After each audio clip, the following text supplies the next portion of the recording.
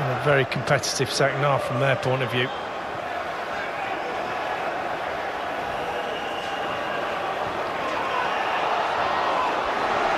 Dominguez for Elanga. Corner flag will do now. Tallo's nagging at his back. It's a free kick. It's the end for Nottingham Forest. It is a day of generational significance. They win at Old Trafford for the first time in 30 years and head into the top 5. For Manchester United, a first home defeat.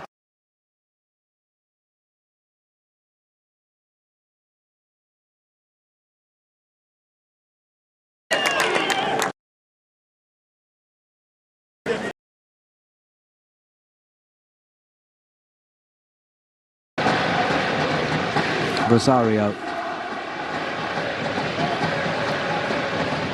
Bombito,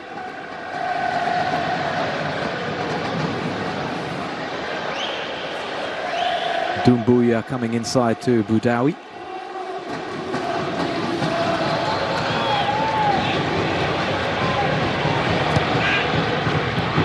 Rosario's raking ball that's headed down by Dembele, or rather Pembele.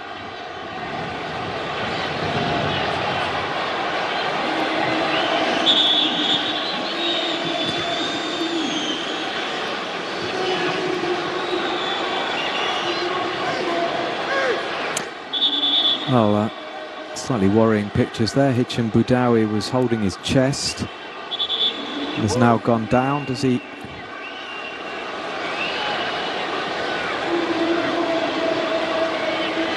The referee was pointing to his head, suggesting that Hicham Boudaoui has some sort of head problem. Let's hope he's okay here.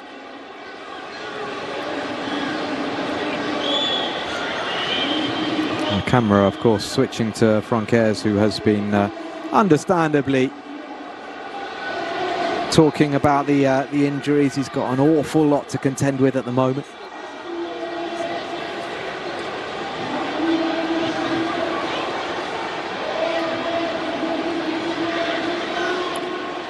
'53-year-old manager Francaise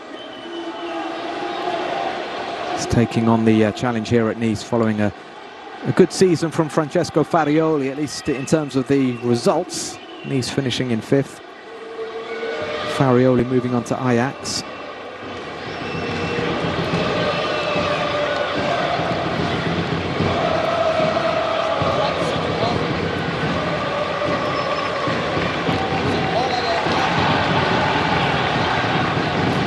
Well, he's on his feet, but he doesn't look right, does he, Hicham Boudaoui?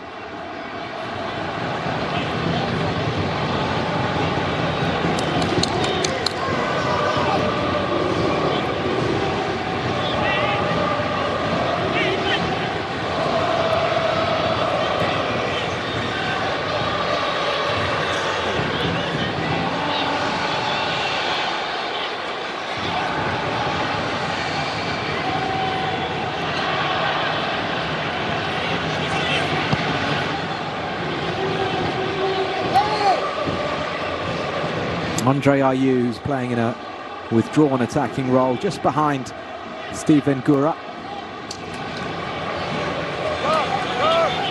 Here's Operi, Tajlin, Ayew.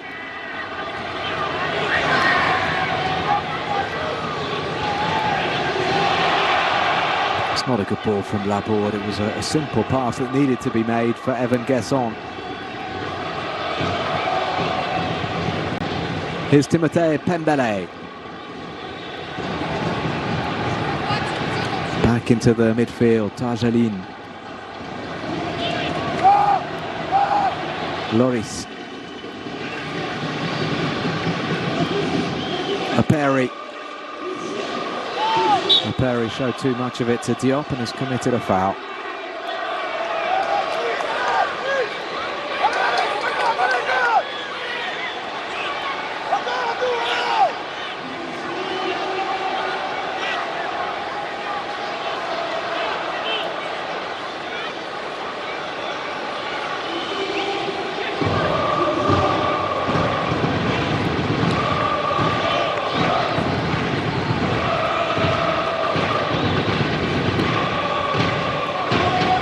Very even in terms of the possession. It's been a fairly even game, if truth be told.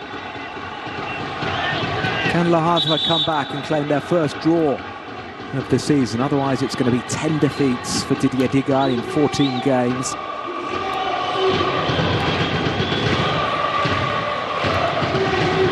Gauthier Lloris.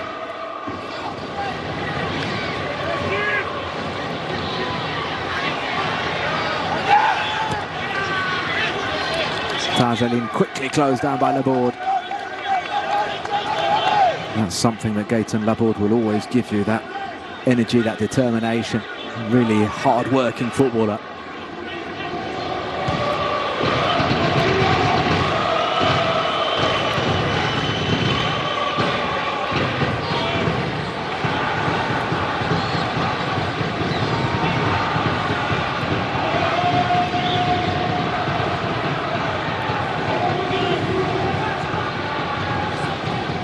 Lloris.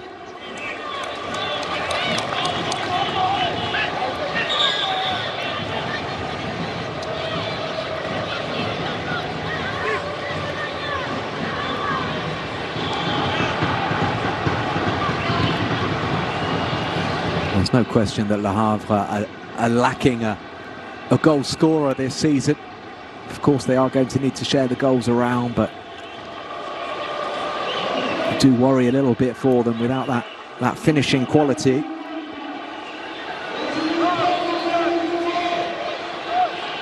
Otherwise, they're a well-organised team. They've got strong players all across the pitch. Here's Pembele.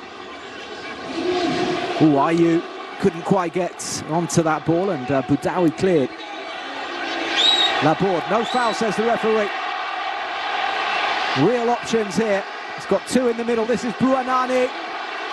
Bouanani's shot. Bouanani's goal. It's taken him a long time to score his first Nice goal in Liga.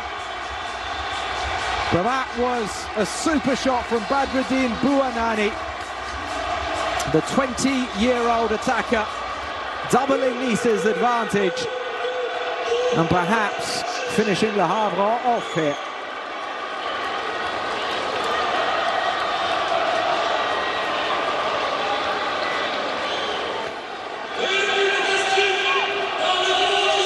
Well, it's his 38th league appearance for Nice. Badruddin Bouanani, a player of his technical quality, his ability in front of goal, should be scoring more regularly. Perhaps this will be the turning point for him. It's a really good finish. Nice 2, Le Havre 0.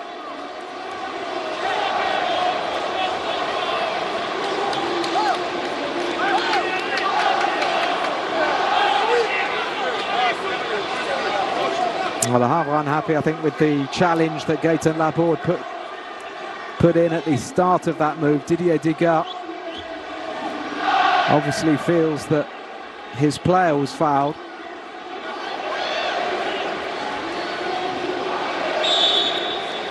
Laborde gets an assist then to go with his goal.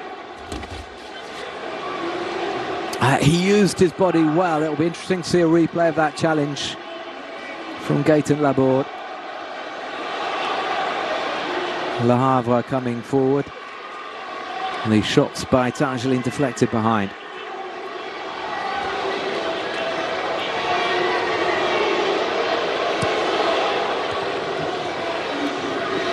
Taken quickly, Targeline crossing far post over everybody.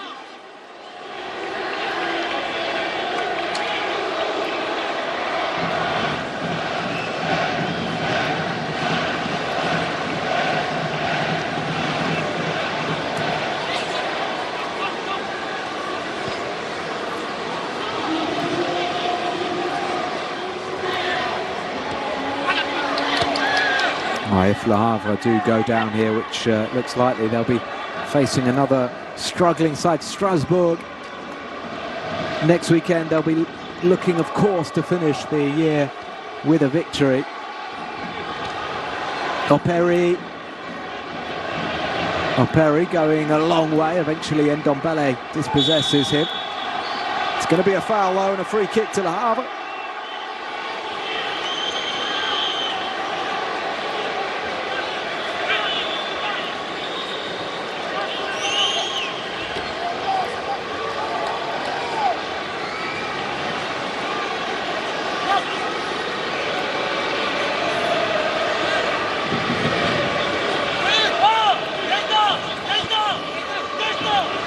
.13 minutes left. Can Le Havre get a goal and breathe life into the contest once again?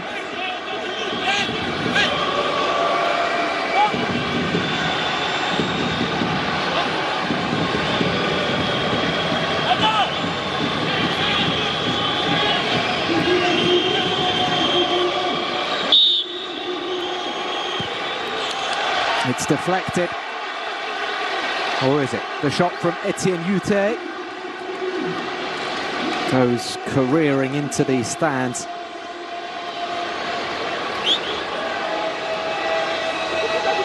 No deflection, goal kick to Nice as Jeremy Boga prepares to make his entrance.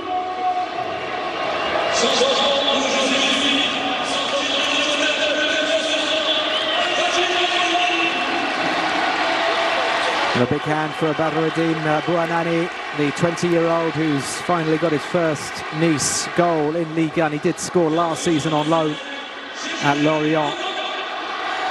And he'll be relieved, I think, to have got off the mark. Jeremy Boga coming on.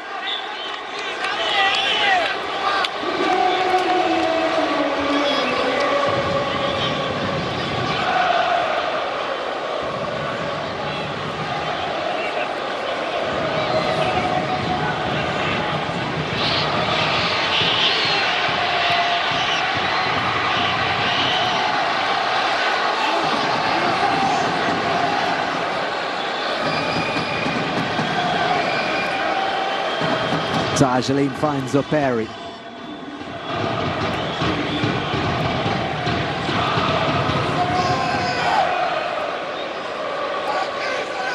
Samuel Grandsir, former Monaco winger, finding Pembele, sorry, Grandsir again. Grandsir crossing. It's Argeline, the Moroccan who's been very active this afternoon.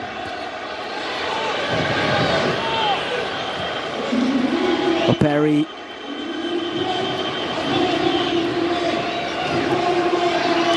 Argeline.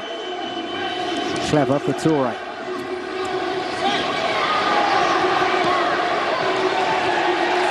Toure losing out. Away come Nice with Sofiane Diop. Jeremy Boga accelerating onto it. Laborde to his right. Laborde crossing, it was behind Boga.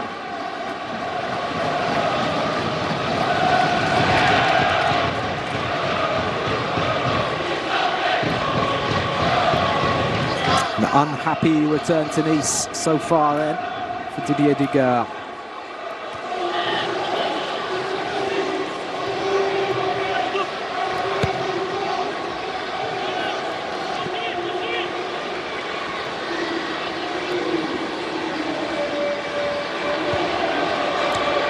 Pablo Rosario. Luche. Boudaoui. Laborde being followed all the way by Lloris.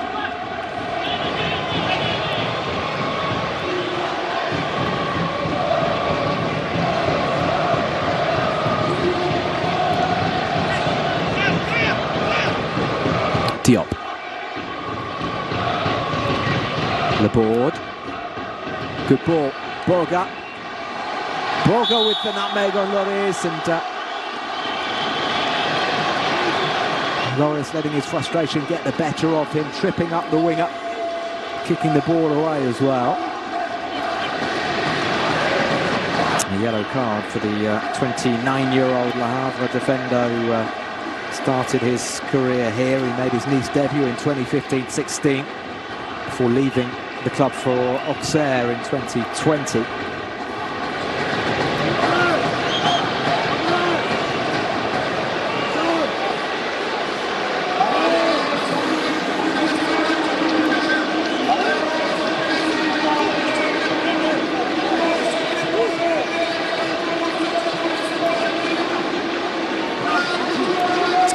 A chance for Nice to put the icing on the cake here with the third goal. Sofiane Diop is excellent from these set pieces.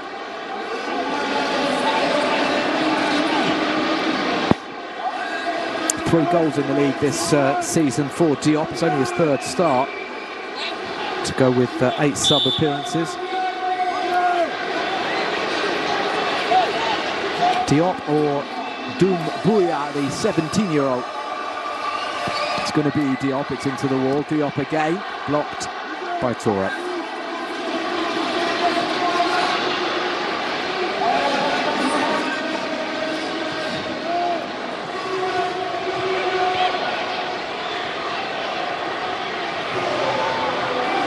Doumbouya finding Boga.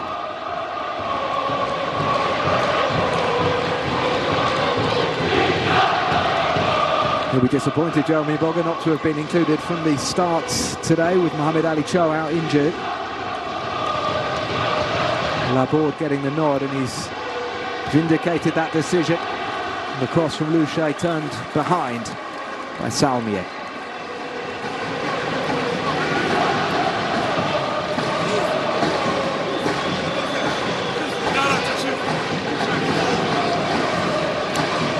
Franquez will be absolutely delighted with this.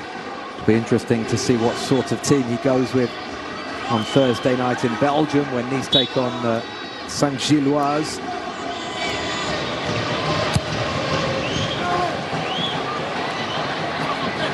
So many players out injured, and of course a lot of games to deal with. Nice go to Montpellier before the Christmas break next weekend. Bottom of the table, Montpellier, so a chance maybe for Nice to get 3 more points. Boudaoui. Diop. Rosario. Finding Doumbouya.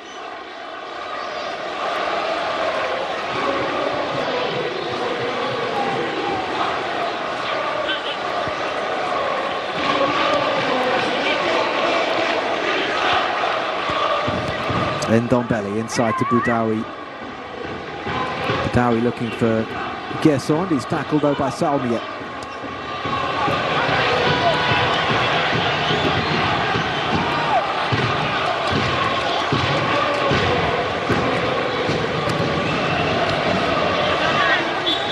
Not a good ball. A difficult one from Grand-Cyr to Ayew.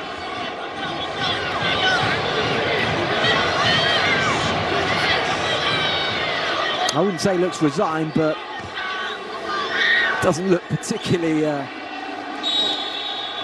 confident or dynamic, does he? Didier Digard looking on rather forlornly.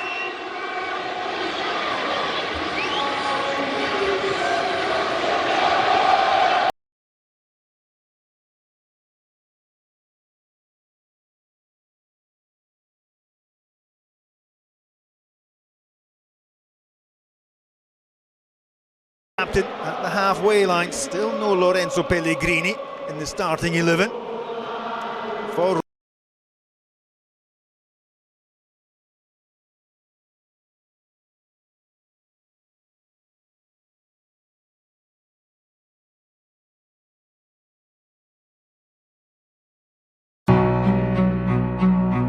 we've certainly found things like that in the regulated market, that there's a little bit of homogeneity, similarity across products. You know, people have got similar providers for games, they're laid out in a similar way, there's similar customer journeys. So is that your experience when, you know, obviously you're more in this industry than me? Is there a lot of similarity among products? Yeah, it's a good observation. I think generally speaking, that is the case. Yes, I think that is primarily driven by the customer. However, I mean, I think I got into this industry because I came from video games and I'm a big gamer in my normal life. And, you know, I initially wanted to bring a lot of what is done in that world, you know, into the realm of online gaming, gambling. And I think what we see is the customer, at least today, isn't quite ready for that yet. You know, I think we kind of, you know, those of us in the video game realm, you know, I think we get a little skewed by what that what's offered in that business, the gamification and all the metagame aspects, multiplayer games, things like that. And when you look at the gambling realm, there's just an older audience. They're looking for different things. They're not quite ready for those mechanics just yet. So I think what that does is it drives sort of a race to the middle, so to speak, where all the products begin to converge and look the same because that's what the customers are ultimately playing. Yeah, and we've seen it, say, this earnings season, that companies like Caesars, companies like Penn, they're focused on new brands. Like Caesars launched Horseshoe Casino, I think it is. And like that's enough. They literally gain market share just by launching a new brand with pretty much the exact same product, or very, very, very similar product. But they still gain a couple of percent of market share, which, to your point, it's almost the you don't get fired for IBM. Like, put out the typical casino product, and you'll do fine if you put some money behind it. Yeah, 100%. Yeah, I think it's interesting where I think MGM did the Wheel of Fortune casino following that same strategy that you're mentioning. Yeah, I mean, I think that you look at the Eilers and the Eilers charts of the top games. You still see the same 80 Fortunes, Cleopatras. The tried and true land based content continues to perform, and so even I find myself leading game development teams. And on the one hand, as innovators and game creatives, we want to do all this off the wall stuff, but then you look at the stats, you look at the revenue numbers, you look at what performs, and you say, well, we could just make a blackjack game. We could just make a 3-reel stepper slot, and it's going to pull in more money. So it's almost like, why take the risk, to your point? So it doesn't mean we shouldn't. Try to innovate and try to drive forward. And I think there's a certain segment of the customer base that's looking for that. But it's kind of like that Back to the Future quote, that Marty, when he was on the stage singing to the audience, saying, I guess you guys aren't ready for that yet, but your kids are going to love it. I think that's kind of where we are right now. And you could talk about some of the things you built at Fanatics. Like, I think you speaking about, you were involved in a free-to-play game to try and get customers on board at Fanatics. Is that right? Yes. Yeah. The last game that I was working on before I left was a game called Spin to Win. So it is live right now. It is a daily free-to-play game. Players get 1 spin per day every 24 hours, right at midnight. So, you can win, casino credit and merch and loyalty, cash, casino bonuses, things like that. So, it's quite successful. I think FanDuel has another very similar product called Reward Machine, which drives the same metrics and the same behaviors. So, we were very happy with how that performed, and I think we did a great job. Fully native, the game loads instantaneously. It's live in all the 4 casino states, so you can check it out. But quite unique experience, all fully internally built, something we were all very proud of, and has performed quite well. So how do you get customers ready for different types of games? If as you say, they're not quite there yet, they want their familiar games, how do you get them ready for something new? Is it just time? Is just familiarity as people get used to these games, and then they're like, okay, I'm bored of this Cleopatra slot now, I need something new? Like, how does it change and become a little bit different or more innovative? Yeah, it's a good question. I think you have to take an incremental approach to that. Whereas in my past, say at Disney, when we would introduce a new product, it would be a very large wholesale introduction of a product that would fundamentally change the experience of, for example, the way in which you would interact with the Walt Disney World theme park. We introduced a product that fundamentally changed that from one day to the next. I don't think you're going to see that in our business. I think you're going to see a much more incremental approach. You're starting to see it now. I saw it at G2E when many of the meetings I was in, where you're starting to see, sort of mini games that are off to the side, be it a jackpot game or a free to play game, or small gamification elements that are layered on top of the core game, or even within the game, you might have a bonus buy, or you might have a free spin mechanic or a collection mechanic within the game. So I think what you're starting to see is small incremental introductions of new things that may eventually lead to a wholesale change, but that is not going to be, I don't believe, will be successful in the realm of at least in the US content space. I think we're going to have to be very deliberate with those changes. And so maybe over a period of 5 to 10 years, that change will happen, but it will not be a shock to the core customer. Whereas maybe in another business, you might be very comfortable introducing a brand new interface, a brand new interaction paradigm, from one day to the next. I just don't think that will work in our space. And even when operators do change things dramatically, I don't know, we saw it recently with Bet365 on the sports side. They overhauled basically the front end, and immediately their scores went down when we tested it. And it probably is, people just aren't used to it. They just go, this isn't what I was expecting. This isn't familiar. I don't like this. So it can be tricky to change things, the consumer facing side. This episode of Zero Latency is sponsored by Radar. The next generation of geo-compliance is finally here. Discover why forward-thinking operators and vendors choose Radar for cost-effective geolocation, compliance, and location-based app experiences. With Radar, you get unparalleled pricing, performance, ease of integration, and support. Learn more at radar.com/gaming, and thank you, Radar, for sponsoring this episode. I wanted to ask you about, so obviously before you're at Fanatics, you were at Disney that you mentioned, but you're also at Penn, again, designing games for 3 years. Did you notice a difference in kind of the approach to casino? Obviously Penn is a casino company. Was there more focus on online casino there compared to, say, Fanatics, which is a bit more of a sports heritage brand? Yeah, no, that's a good question. I think at Penn, there was a strong focus on casino because the core customer base is land-based casinos, the core database.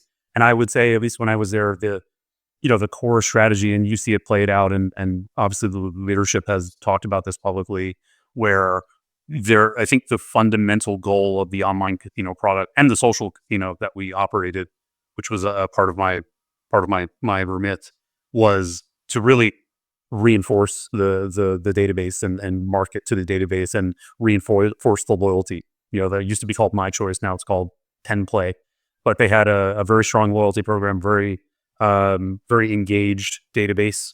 And so I think the Hollywood Casino, which was the product that we managed, was very successful in engaging the database and converting land-based players to online, and vice versa. I think, when you hear about the cannibalization discussion about, that's going on right now in our industry, heard a lot about a G2E and, is online hurting land-based casinos. Interesting with Penn's approach, where, they have 40 plus casinos all across the country, and they are leaning into online gaming as a way to reinforce the relationship with their company.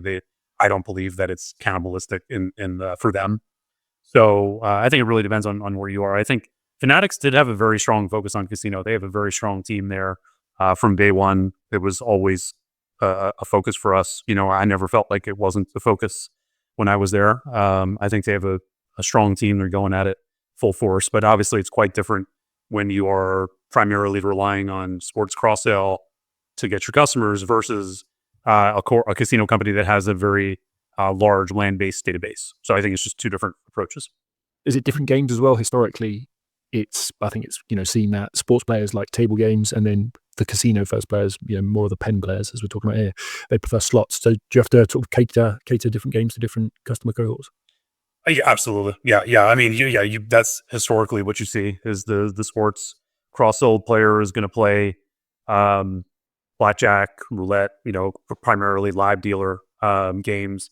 At Fanatics, we actually put a instant blackjack button right there in the sports book. So in the casino states, in the bottom right corner of the UI, you would see an ability to launch right into Fanatics Blackjack, another game my team built there, and that drove a significant portion of the gameplay right from the sports book. So and then obviously casino first customers are going to heavily lean towards slots, which obviously that's when you're running a casino business, you want slots players because that's where the hold is. That's where the revenue is. Table play is quite thin, especially when you have very savvy players. The hold percentage is just not there.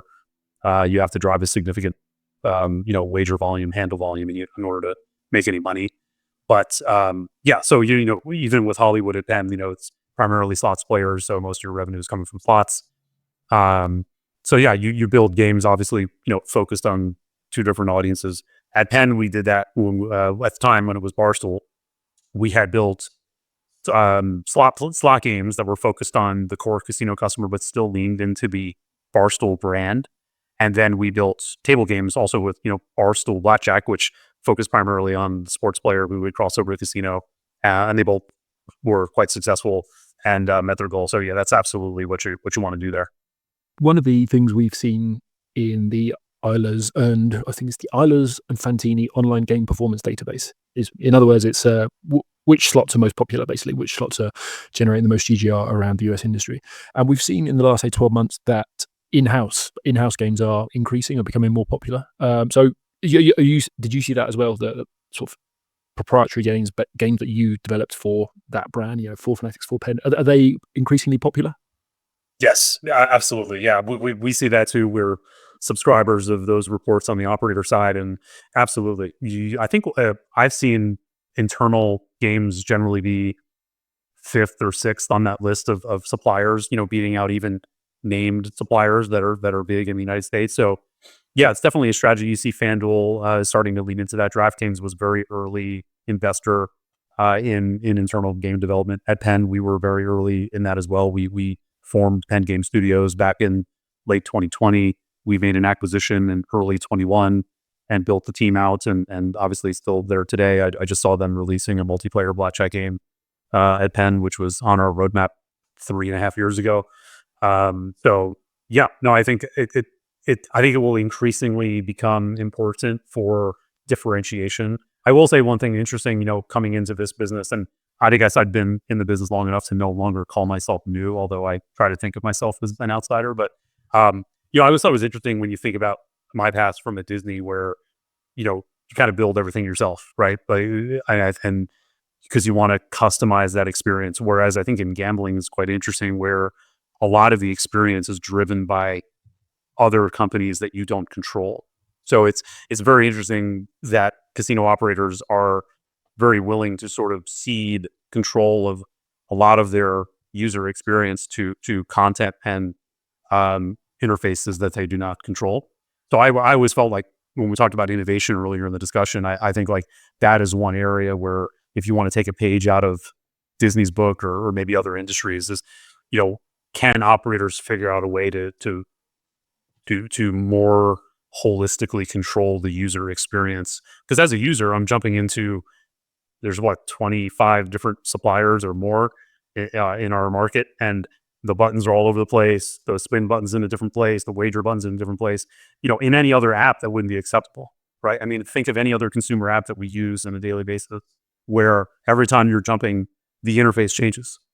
It's quite interesting. So maybe we're just not ready for that yet, but I think that's an interesting area of innovation, is how can operators, basically gain more control over the holistic user experience of the product.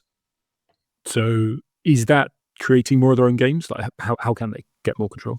I mean, that's one way to do it, is for sure. Another way could be to, build a common interface that sits over the top of it, like a wrapper of some sort, and maybe the game sits inside of that wrapper, but there's a way for the operator to control the primary interface mechanics, so there isn't a disparate experience from one game to another. Obviously, the core game itself is going to be different, right? You might like one theme over another, but I just mean, the way in which you interact with that.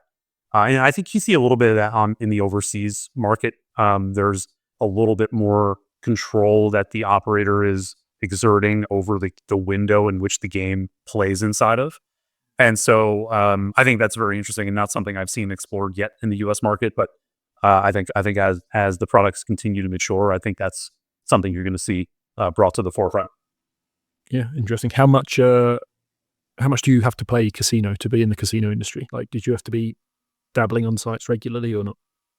Yeah, I mean, I did just for, market research. I wouldn't say I'm a huge gambler recreationally or anything like that, but I enjoy the fundamentals of why it works and how it works. And so, in order to build games, I have to play a lot of games, and so, it's sort of like whether I personally like the game or not is kind of irrelevant. It's more, I see it more as a research.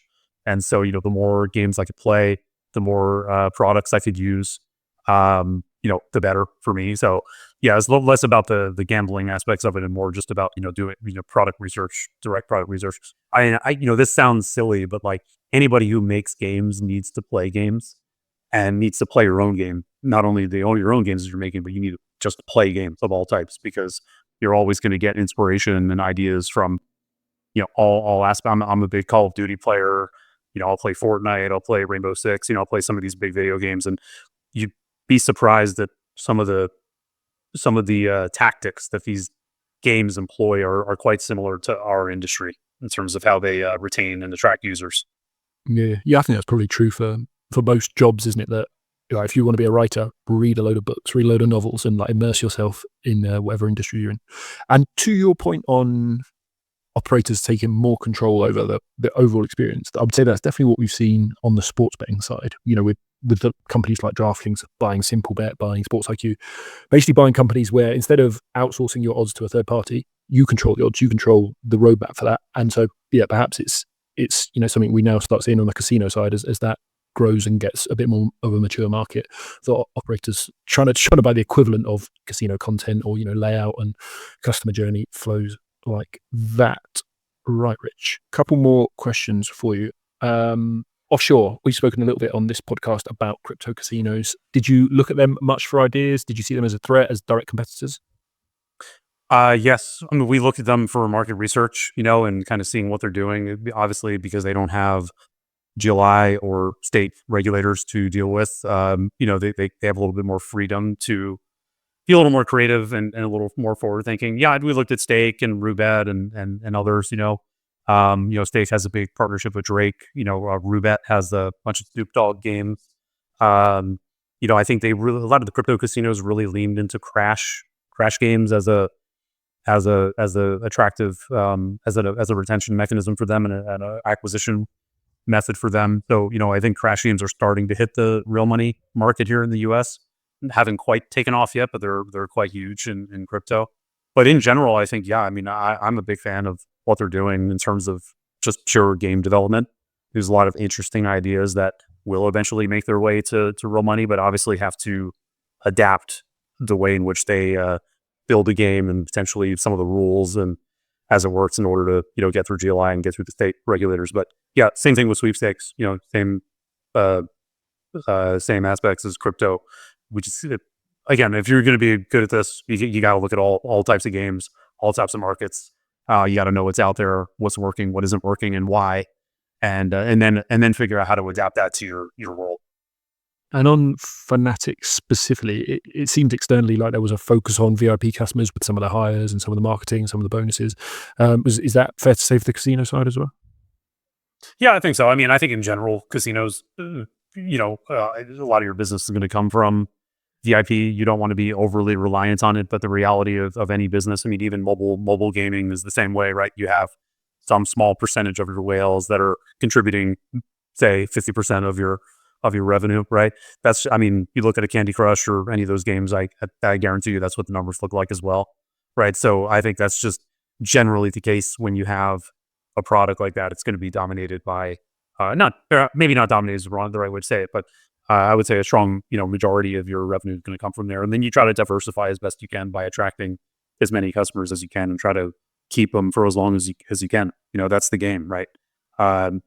Get high retention, and once they churn off, you have to replace them at the same rate you're losing them, or a little bit greater. Otherwise, you're going to be, bleeding users. So, the VIP is important, but it cannot account for all of your business. So you have to be able to diversify your acquisition channels. And before I let you go, you were a professional wrestler for 20 years, and you've been posting about this on LinkedIn a little bit. So what did you learn wrestling that has been useful in online casino or business in general? Yeah. No, thank you. It's a great question. Yeah. I mean, I think the biggest thing for me that I learned, I learned a lot of things I could talk about, probably a whole other podcast episode, but just to summarize it, I would say, I think the thing is like teamwork, I would say, really, because nobody can create anything alone, right? I mean, even though I led teams and all that, I'm just one person on the team. And I think like when I think back to my days of wrestling, in order to put that amount of trust. Gaming. When I started in the online gaming sector in 2000 at Flutter.com, we were like a person-to-person betting site and then a betting exchange that then compared the merge with Betfair, there was huge questions about the legality of Flutter.com and Betfair. Like people were like, how is it legal to lay a horse? And a lot of the bookmakers in the UK claimed that Betfair was illegal and that they were facilitating illegal bookmaking. Then in 2009, we started FanDuel. Exactly the same story. Like there wasn't, people were like, this is illegal gambling. This isn't fantasy sports. And so it's quite ironic, I guess my third time around, they'll launch in a crypto sports book. People are like, oh, crypto, it's just for money laundering and tax evasion, all that stuff. And it just gives me, it's amazing that it's the third time around that I'm hearing this. And I think the reason that I think it's interesting is I do think it's in these new technologies. And the reason I sort of drawn to places where people say, well, there's question marks, is that these are the places where we're going to see the most innovation. We're not seeing innovation from, the sort of the established operators that have been licensed in 50 different states and have to move, the new product development has to go through all this very slow regulatory process. And they're also just it's not their incentives to like innovate. We're actually seeing innovation, I think, in places like crypto, where, for example, Stake.com has got a whole suite of games, didn't exist before Stake, designed and sort of casual type games. We know that people love to hold their crypto. They don't want to just use it as payment. They want to actually hold it and bet on it. So, seeing huge innovation there. So I think that, the quick answer is, this is where the innovation is. And we're really excited that, this is where we're going to see the innovation of the next 5 years. What about competition? Is it more competitive, less competitive? Because I assume fewer barriers to entry. Like if you want to launch an online casino in the US regulated market, it's hard. There's not loads of people that actually can do that. Whereas if you want to launch a crypto casino, it's very competitive. But the US is anti-competitive. So like basically, the US market is essentially FanDuel, DraftKings, MGM, and then the rest are going to be money losing and really should exit the market. And that was clear 3-4 years ago. This is not a market that someone could be an entrant and be successful. ESPN are finding that out. Even ESPN are finding that out. Like this is insane, right? They cannot be competitive in this market. Fanatics are finding that out. And so the US market is not one that, anyone really in the last 3 years should have tried to enter. The international market, while it's really competitive, there are hundreds of these products out there. It's interesting because it is a market you can go into, and it's also a market that even though there's hundreds of these products out there, they haven't seen a lot of They haven't seen a lot of investment outside of, I would say, some of the big ones like Stake.com. So all these hundreds of sites, you actually go to them and the sportsbook looks the same. The casino looks the same. And the reason that they look the same is that they are the same third-party providers. And so that's the opportunity, is to go into those markets and actually invest, build a better sportsbook, build a better casino product. What sort of innovation can you bring? Like what can you do differently? Yeah, so on the sportsbook side, there's a big gap between even some of the leaders like Stake and say FanDuel, an onshore operator. What does that mean? It should be a lot easier to find the bet you want to place. It should be much easier to place parlays, single game parlays. Hasn't really, the offshore market or this market hasn't really seen that. But even onshore products, I think they've done a rather weak job at the live scoring experience. Still for too long, I think the sports betting industry has treated product development as if they were a bank product. It's going to be a product where you want to get in, place your bet and get out. And that's great for a banking product, right? Like you can just do your trade and you're off. The problem is that we're actually in the entertainment business. And so whenever that game is live, it should be fun being on that live scoring page, right? There should be much more of an emphasis on this being a fun experience, and this product you actually want to stay on, as opposed to focusing on getting in and out as quickly as possible. And so that's actually an area that we want to innovate on, that we actually don't see anybody, whether they're the crypto operators or the onshore operators, are doing anything there. So if I've placed a bet with BetHog, and you want me tracking it on your site and sort of engaging that way? Yeah, we want it to be like a fun experience. Now, obviously, you're going to be watching sport. It's going to be second screen experience, but it should be fun, right? When at FanDuel, one of the things we innovated or came up with was this idea of a running man, which was a little guy on a track, and it told you how far you were off from the prize. FanDuel still has it today, and they ported it over to the sportsbook. it's a really small innovation, but it's a really nice way to share with the user how they're performing. But we think we can do a lot more with it. Yeah. I think one example of that is the like the player statistic trackers that I think like Bet365 has. I'm sure others have. They just fill up the bar as someone goes towards their receiving yards. Which, if you're watching home, it makes you more engaged, basically. Absolutely. So that's on the sportsbook side. The other side, so sportsbook, I'd say, arguably has seen more innovation. Online casino, I've always been stunned how little innovation is in online casino. Every year to me seems to be same game, it's a slots game, different skin. And it's like that sort of innovation. Hey, we've got this new skin. And we have been really surprised that there's two areas that have never really been explored in online casino. One is, and they're related. One is skill. Like, why can't these products be such that if you're more skillful, you can do better? And then the second one is making them much more player versus player.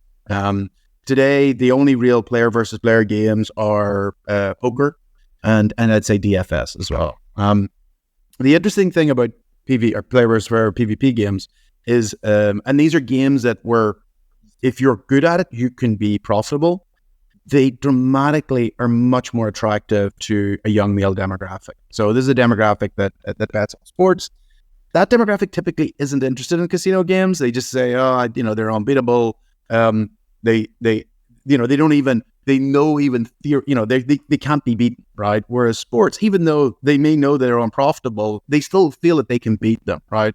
And so we think more casino games should be like that. And so with BetHog, we're actually spending probably the majority of our investment is actually in building games that have a real PvP element where people can play with other players online and compete and win and be good at the game. We think that's a really, really interesting area. It also, one thing to say on that is it really connects with the sort of crypto culture.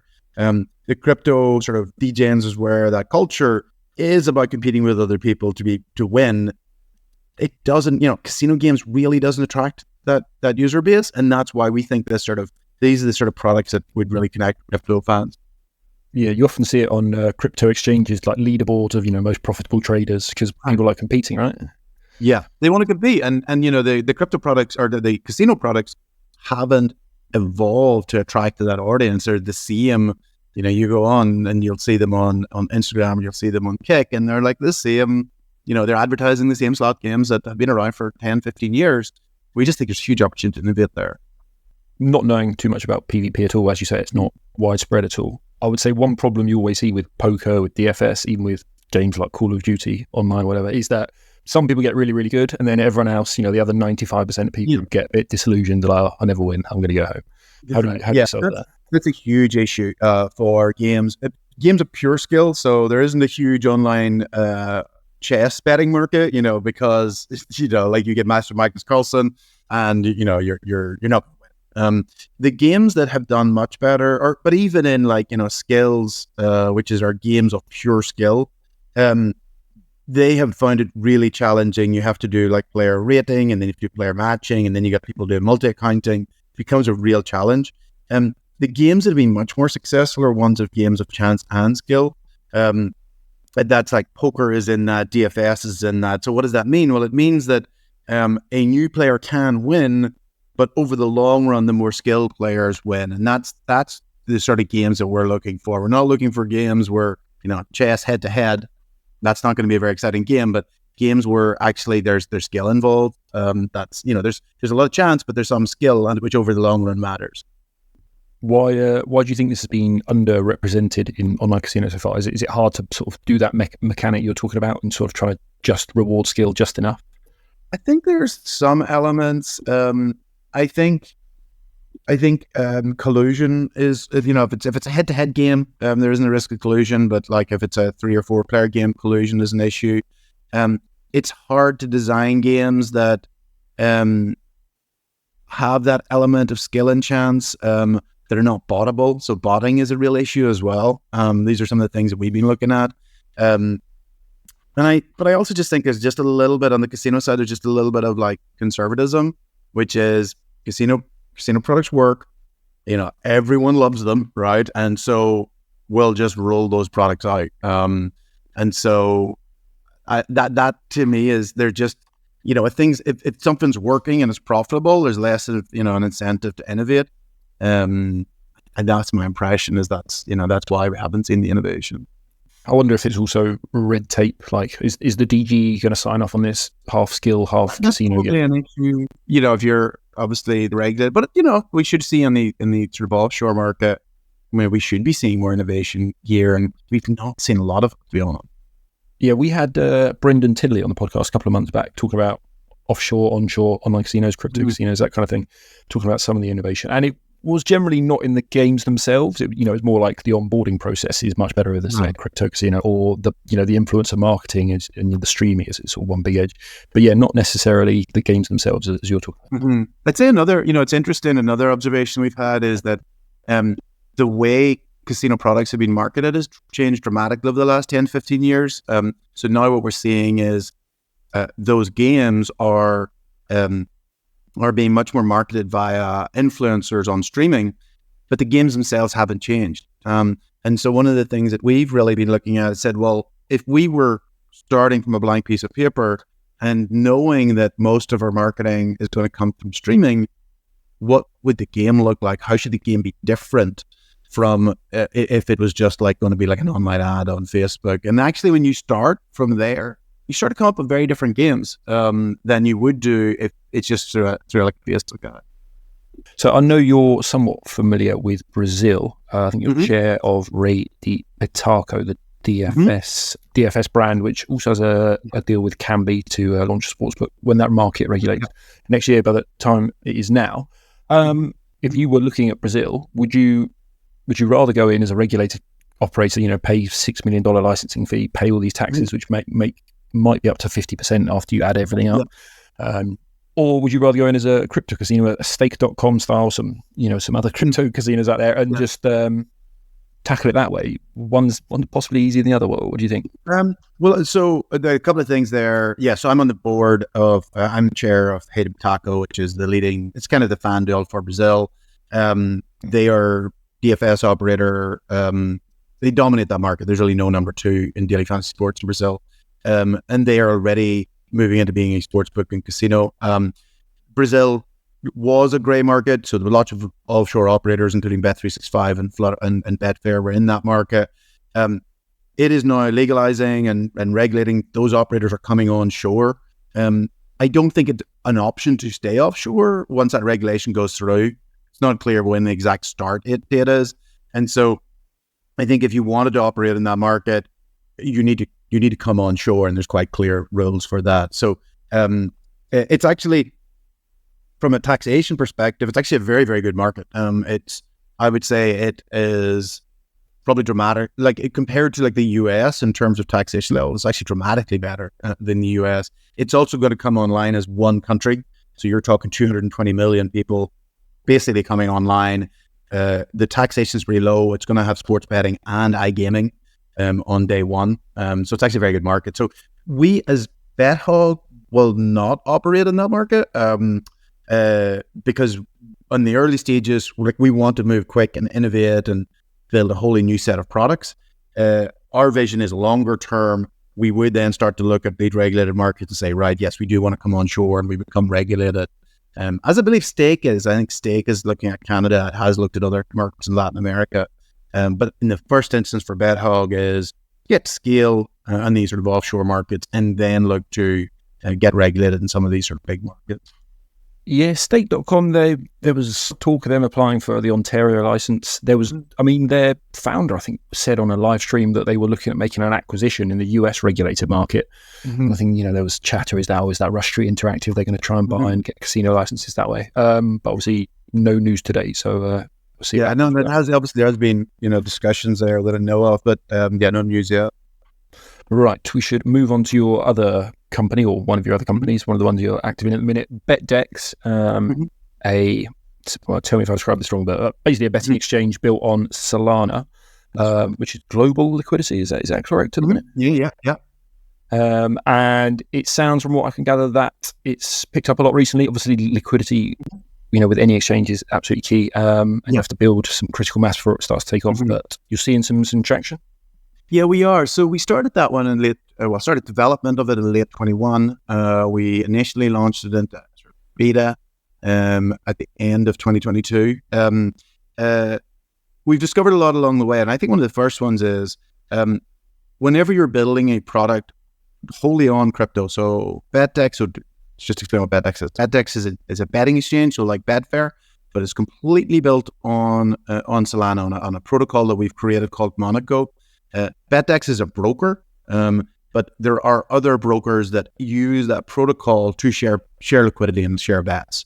And so the end vision is that there could be thousands of brokers, and existing books can also use that protocol to share liquidity. And so we sometimes call that protocol as kind of like betting plumbing. How do we kind of route everything to each other? So that's what we're trying to build.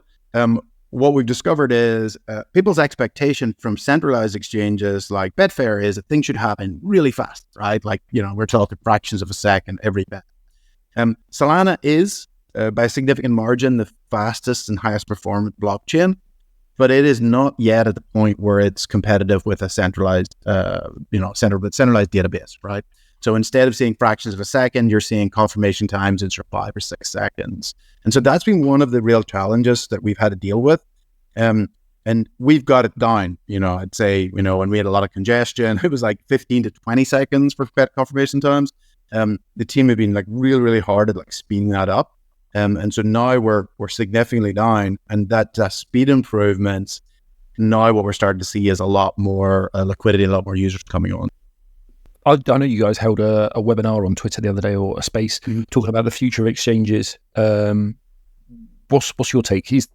We've seen Betfair cap out in the UK at a fairly limited amount. They've obviously not even tried in the US. You're trying globally. Is there a future for exchanges in the regulated market? I think there is. I think that a few things there about exchanges. First one is, for a section of the market, which is the very top end of the market, without a doubt, it is the best product. It's, if I'm a bettor, so it's like the top 2% of bettors, right? For 98% of bettors, there are actually a lot of them are not that price sensitive. They like bonuses, which means that the product has to be high margin. They like parlays. They're generally EV negative, shall we say? And for them, a sportsbook is the right product.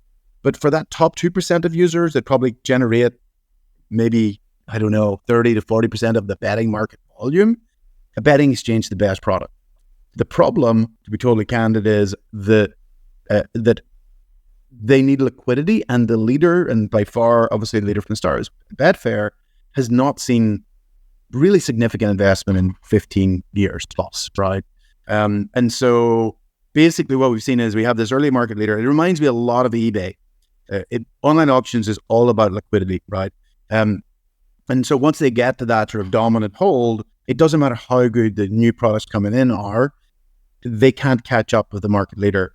And unfortunately, what has happened with both eBay and Betfair is they've just, the people that own them and run them have just sort of lost interest. How do I know that's true with eBay and Betfair is when I look at them, the interfaces today are almost exactly, look pretty much the same as look the same in 15 and 20 years.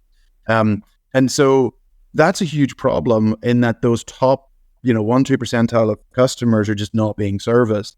The other challenge with a Betfair model being centralized, the opportunity with something decentralized, is people want to interface that liquidity. People want to be able to plug into it and operate without the threat of being kicked off, without the threat of being taxed, and actually just to be able to sort of plug into liquidity. That's where having a decentralized protocol in Monaco is really much more superior than a centralized exchange like Betfair. Like, we're basically saying anyone can build on it, anyone can add their liquidity, anyone can trade, and they don't have to worry about being deplatformed, they don't have to worry about being taxed. So it's a really big opportunity, but the challenge is that, we as a sort of a new entrant as BetDex have to overcome is, in the early days, all liquidity is on Betfair. And so we have to work to kind of get to kind of competitive liquidity to them. Right, Nigel, we have gone past our 20-minute mark, so I should let you go. Anything else I should have asked you about before I let you go? Good coverage of some of the things we're working on. Brilliant. All right. Thank you very much for your time. Good luck with BetHog and working out the skill game dilemma. And thanks for your time. No problem. Thank you. To our listeners, as ever, if you would like to hear more about ours and Project. Roma 1, Lecce 1. Kurstovic, cool as you like from the spot. His 50th appearance in the top flight. It's his 10th goal. And now, his conversion rate from the penalty spot reads 50%. 2 out of 4, and is 1-1 on the night. No chance whatsoever for Svila.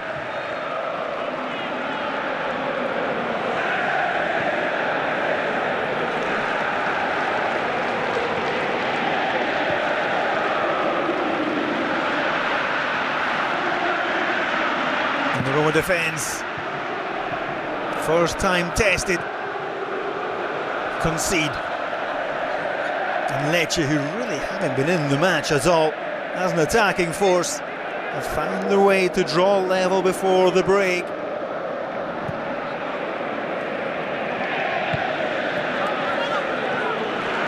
The Marco Giampaolo touch. Under pressure for almost the entire match against Venezia. Chance after chance missed by the home side. Here's Kurstovic looking to take on Ndika. Hummels. Lovely touch by Kone. El Shaarawy. Lecce digging in midfield and winning back possession again. Koulibaly. Rebic. Showing too much to Mancini. Salamakers. Dybala taking on Gaspar. Salamakers with the layoff. Dybala. Paredes. This is interesting for Roma. El Shaarawy. Salamakers once more. Inside the penalty area this time. Gabijon manages to put in the tackle. And Roma go forward. They look dangerous. Some lovely football. And the final touch from Salamakers, just letting him down. But they carved through the Lecce defence with consummate ease there.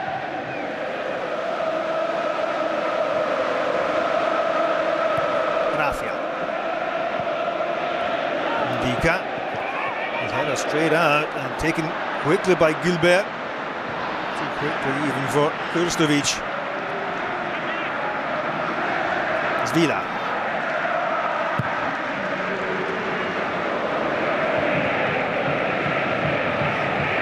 Gaspar's header. Jean. Ramadani.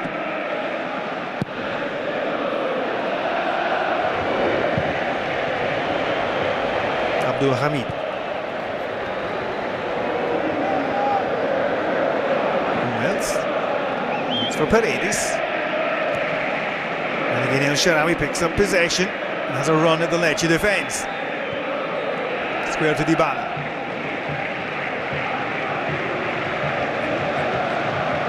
Sau. Paredes. Ndika. Kone. Angelino. Salamakers showing too much of the ball there. To Rafia. Hamza Rafia holding off the challenge as well of Kone. Hummels. Excellent reading of the game, as we have come to expect. El Shaarawy wriggles away from Koulibaly. Dybala. Paredes. Now Mancini. This time pass for Dybala. And Lecce looking to hit on the counter-attack. Rebic waiting for Dorgu to set off. On the left-hand side. Tries to switch play to Gilbert. Gilbert doesn't have the same afterburners as Patrick Dorgu. Perhaps it would have been better for Rebic just to wait for the Dane to set off down the left-hand side. Well, and that risky crossfield pass. Crossfield pass, it does come off. There's Paredes to Dybala. And he tried to thread the ball through for Alexis Salamakers.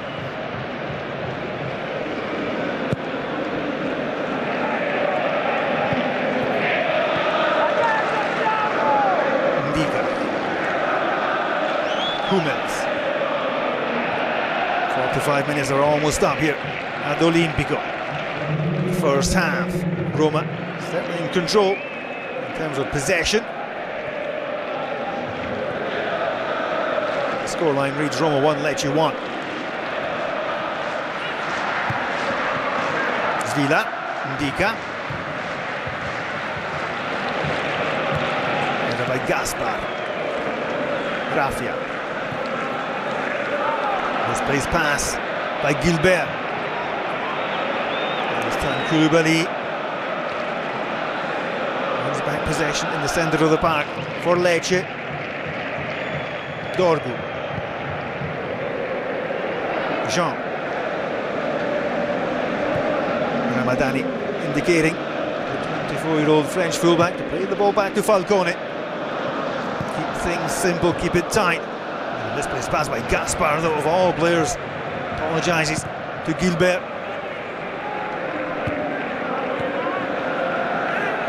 Gaspar moving out to Dybala. Salamakers! Chance to restore Roma's advantage just before the break. Shot blocked inside the penalty area. Another opportunity for Roma goes begging. Rebic. Hummels. And again El Shaarawy dropping into midfield to run at the Lecce defence. Threads it through Dybala. Falcone's off his line and smothers the danger.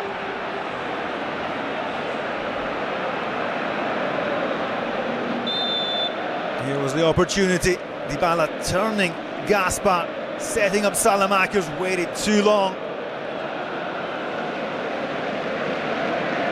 And the shot blocked by the number 19, Gabijon.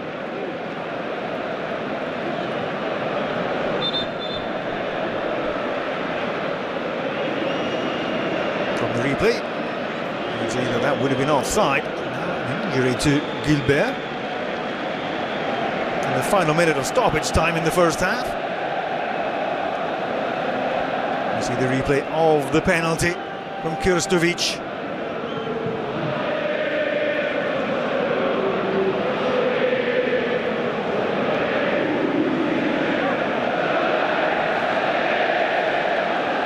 And Frédéric Gilbert.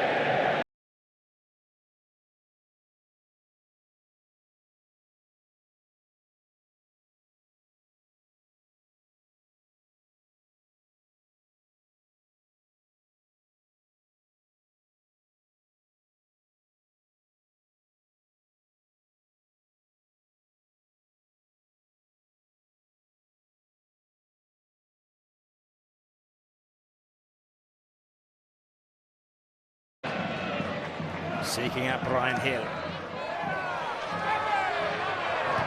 Good defending from Lucas Vazquez, the ever dependable Lucas Vazquez, covering in, of course, for Dani Carvajal. Now Courtois comfortably to Rudiger.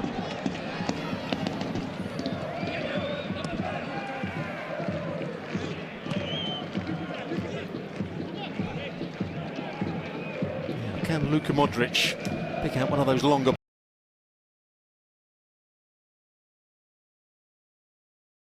passes? Been a bit short, really, for Real Madrid. The way to get Bellingham and Mbappe to goal-scoring positions. I should have said Bellingham had a quiet start to the season in front of goal, but he's now scored 4 goals in his last 4 La Liga matches. Miscontrol. Here is Bellingham. Oh, brilliant save from Gazzaniga to keep out Brahim Diaz. Vazquez across there. Best yet. Well, Brahim Diaz was half celebrating that until Gazzaniga flew through the air. Yeah, great save, but also a very good shot. I don't really deal with it here. Ramo loses the ball.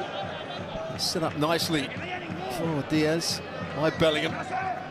Hits it really cleanly. Just a nice height for the goalkeeper. He gets both hands to it.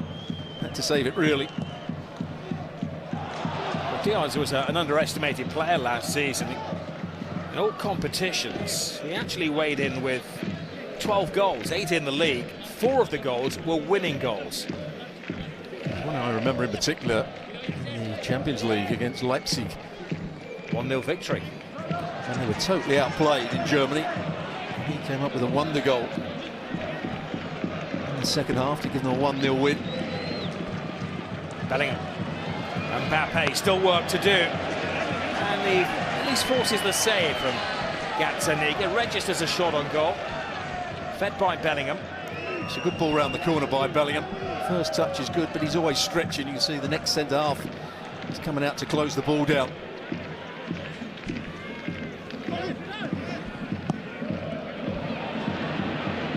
Bielski gets between the defenders. He's helped on his way by Lucas Vazquez. Vazquez did well. Tchouameni had just lost his man then. Bellingham. Fires it at Diaz.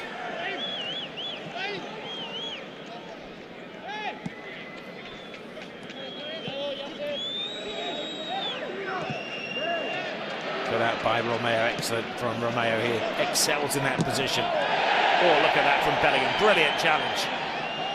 Brahim Diaz tries to flick it back. Romeo is upset, he's taken that head-to-head with Jude Bellingham personally. Ivan Martin. Miguel Gutierrez. Ryan Hill closed down by Vazquez. Modric. Valverde. Bellingham. Diaz. He wants to get it onto his right foot if he can. Cuts it in with his left, and mild panic from Miguel Gutierrez. And Bellingham is there! He's having one of those goal-scoring runs again. That's 5 in 5 in La Liga for Jude Bellingham.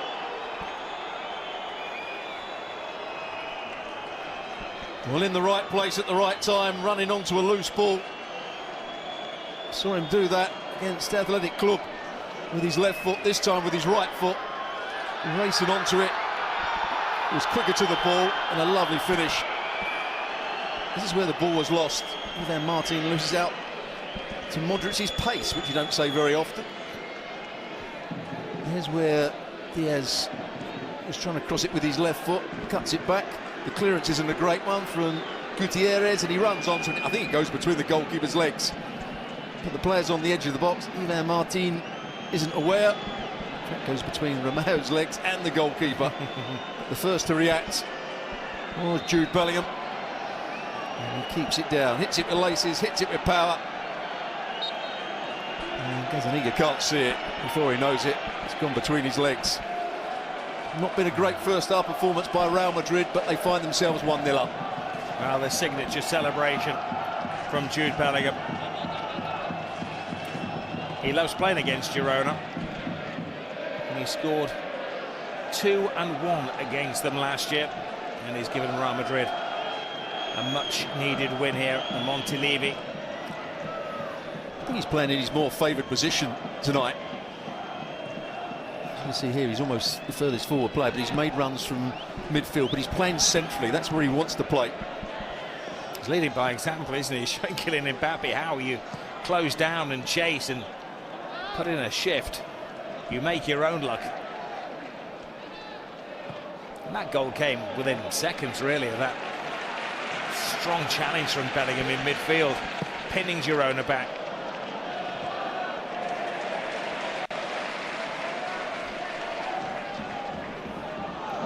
Reggie to Romeo. Martin.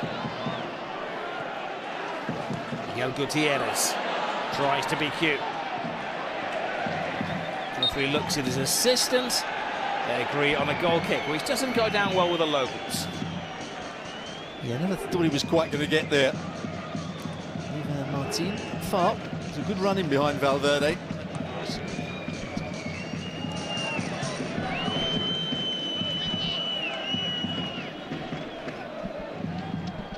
But it's a huge weekend of top-class games here in La Liga on ESPN+. Tomorrow night we'll bring you Atletico Madrid, 5 wins out of 5 against Sevilla, who are currently in 11th place. Join us at 2:30 Eastern Time, ESPN Plus tomorrow.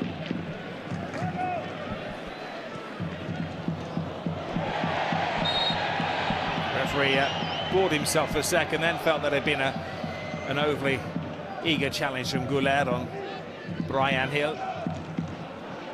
He's trying to slow himself down. Hill just got there first.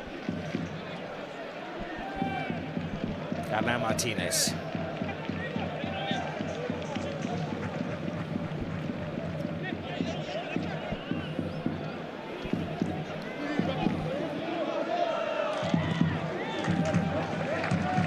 Haven't been quite enough of a goal threat, have they, so far, Girona? Despite playing quite well with the ball.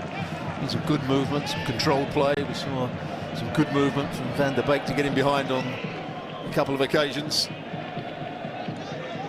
Michel Munoz, the coach, looks a frustrated figure down on the touchline. He's well out of his coaching zone. Trying to raise the game of his players, flapping his arms in the air. Van der Beek wins it back. There's a foul by Bellingham, noted mentally by the referee. Asprilla trying to get it over the head of Tchouaméni. Stands his ground. Here's Rudiger.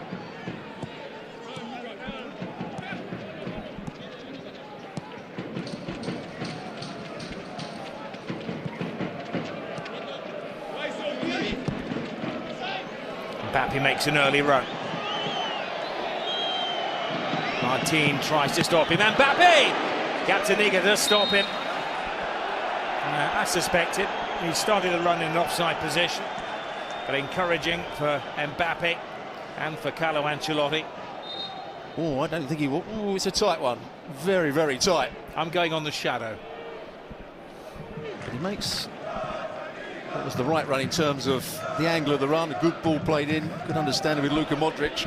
And this is what Mbappe's done all throughout his career. Getting inside that left channel and then coming in on his right foot and bending balls into the far corner. That one was a bit close to the goalkeeper. The 2 shots, 2 saves. He's actually had more shots than any other player in La Liga this season, Kylian Mbappe.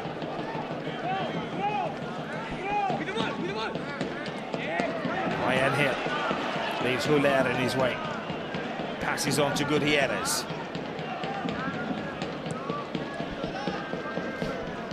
Romeo.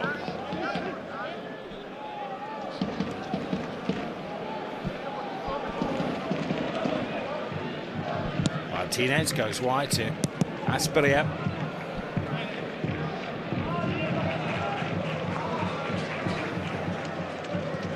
Lopez.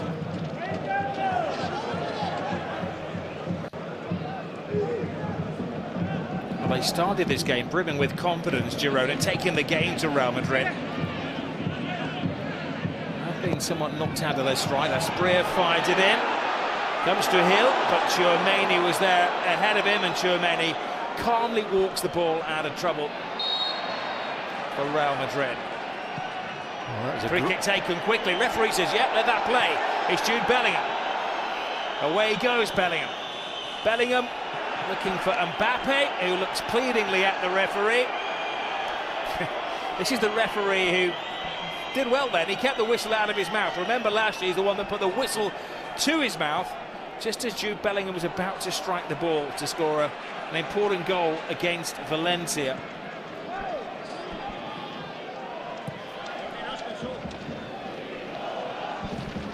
Miguel.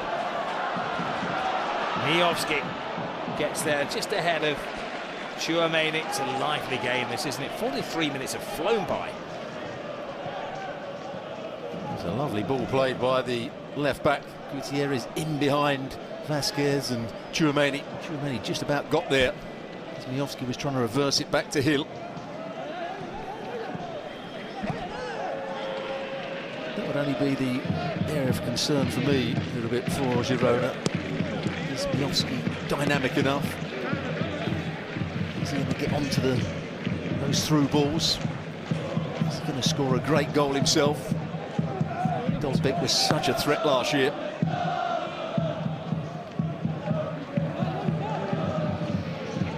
Interesting to hear the thoughts of Craig Burley.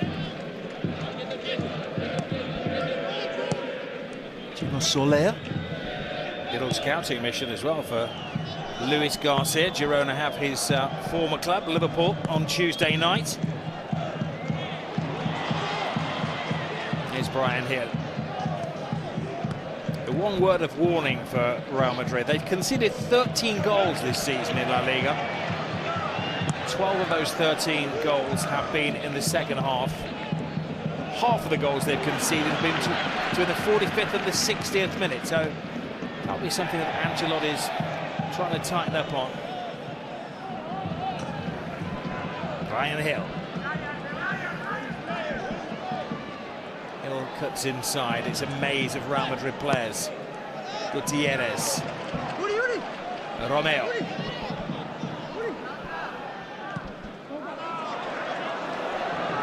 Now Hill.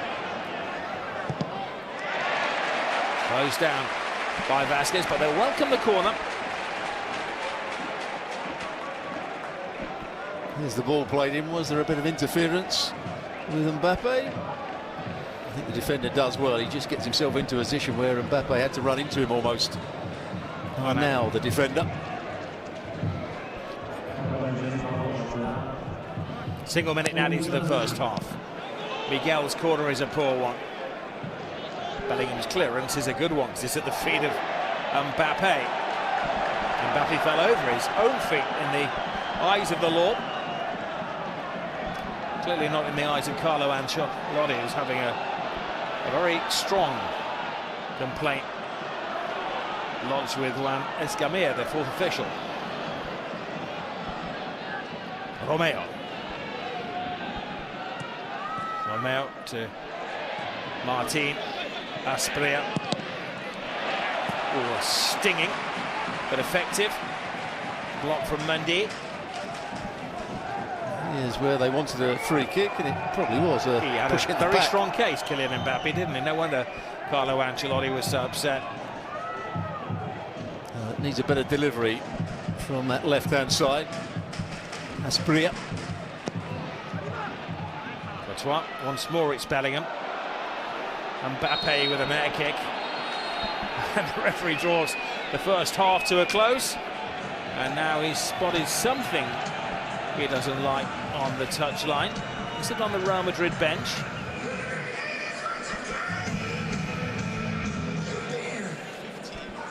Well, Real Madrid leading through a Jude Bellingham strike. It's Carlo Ancelotti, I think, who is in trouble. He strikes.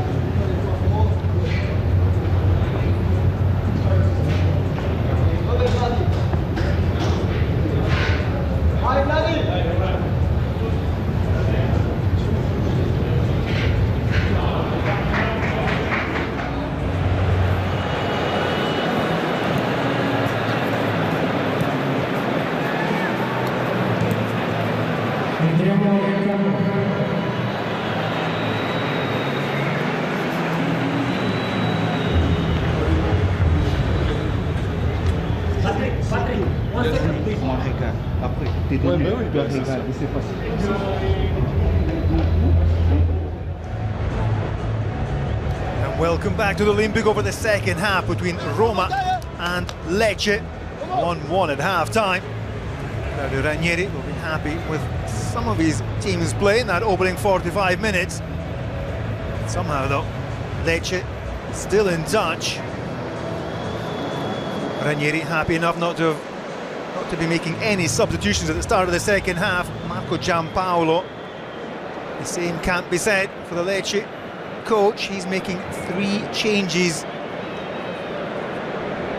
Udin, Caba and Tete Morente have been warming up all the way through the interval with the determination of players who are set to come into the action immediately. Now who will be replaced? Ramadani, Rafia and Rebic. 3 players stepping aside as Kaba, Uda and Tete Morente come into the action for Lecce. Gives you an idea of Marco Giampaolo, just how much he understood his team were second best in that first half, but somehow went into the break still all square. Salamakers opening the scoring of 13 minutes, 40 minutes Kurstovic from the penalty equalised. Paulo Dybala starts the second half for Roma.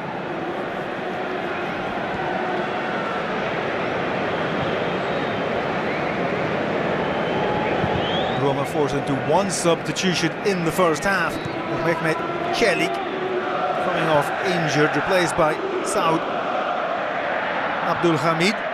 And it was the number 12 who committed the foul on Koulibaly that led to the penalty.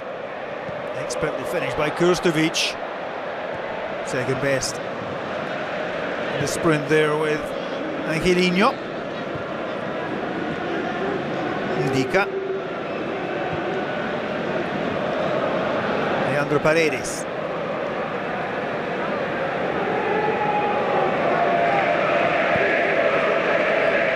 Mancini. Abdulhamid. Goes back to Paredes. Angelino didn't know much about the ball, hitting him on the back of the head there. Still managed to earn Roma throw. Ndika.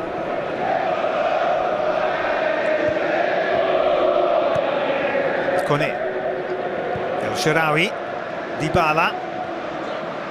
Now for Angelino. Again El Shaarawy. Salamakers tries to steer the ball out to Mancini. Paredes turns away from Koulibaly. Kone. El Shaarawy. A very mobile front 3 for Roma. Caused the Lecce defence no end of problem. Dybala, El Shaarawy and Salamakers all keen to drop deep and pick up possession and start the attack, as we see El Shaarawy spread the pass out to Mancini. Paredes. Hummels. Kone. Stopped by Kaba.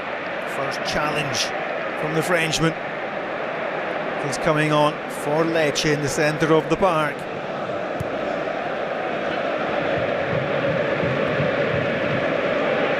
Rebic replaced by Uda, number 10 for Lecce. The Frenchman, more of a midfield playmaker. And it's Uda who's trying to chase El Shaarawy here. El Shaarawy offloads to Angelino. They get a second chance to play in the cross. Now it's Oda who tidies up. Gilbert can't complete the clearance. El Shaarawy drops the throw to the feet of Kone. Still El Shaarawy. Mancini.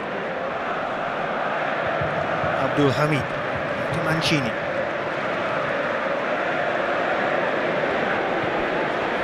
Abdulhamid to Salamakers. Kurstovic. The referee getting in the way. Perfectly positioned Paredes interception in the centre of the park.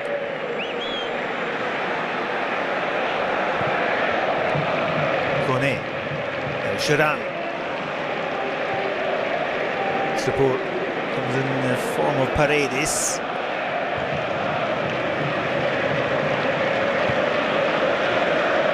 Dybala. Now there are 2 white walls in front of the Roma creative players.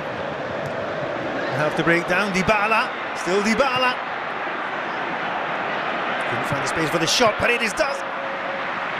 Well covered by Falcone.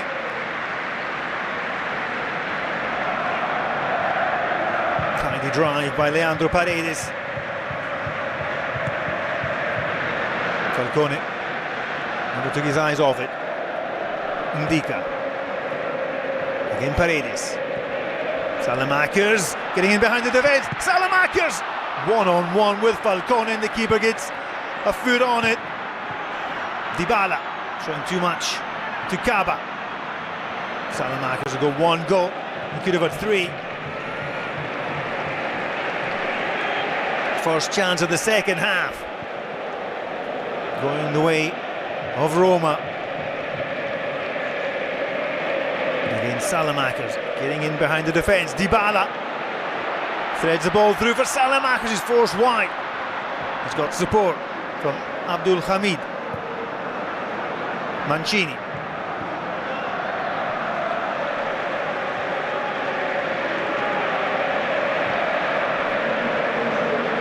El Shaarawy. Dybala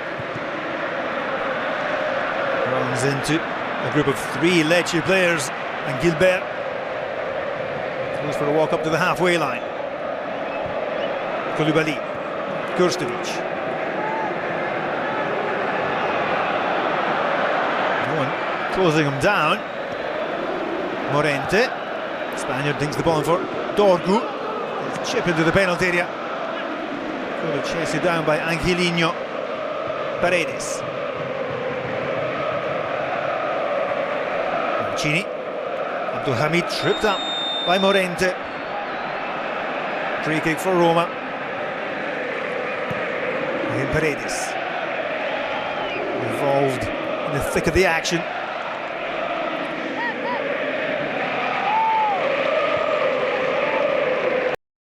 El Shaarawy works the ball back to Ndika. Paredes looks over to Claudio Ranieri. His 100th match in charge of Roma in all competitions for Claudio Ranieri.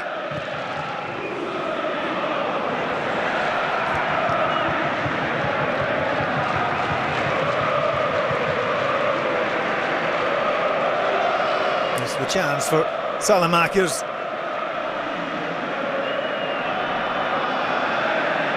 Falcone.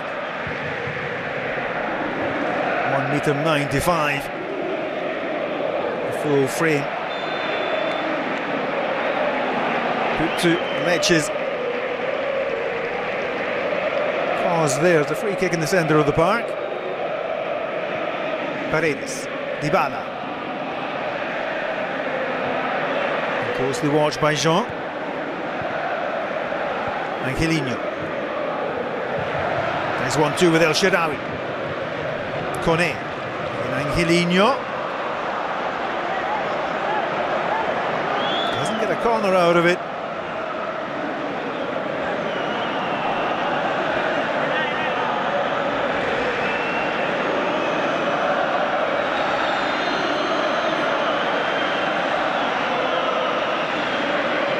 Took his eye off the ball at the crucial moment, Angelino.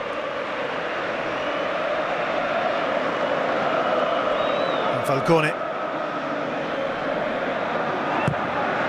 That's the goal kick. Long over the halfway line, onto the head of Mancini. Flick on by Salamakers. Dybala. Kone. And Dybala. And Baschirotto.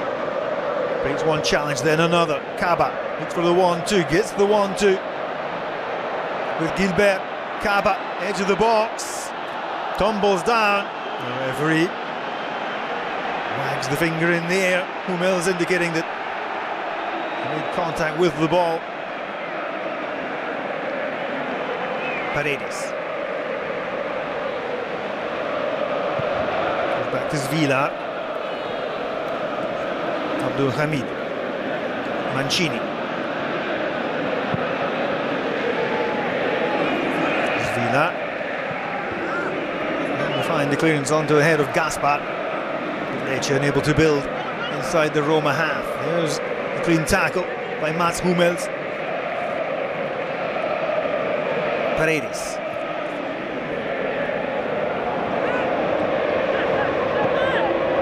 Shaarawy. Tracked by Baschirotto. Saud Abdul Hamid. Some pass from El Shaarawy. Roma will make a second substitution now.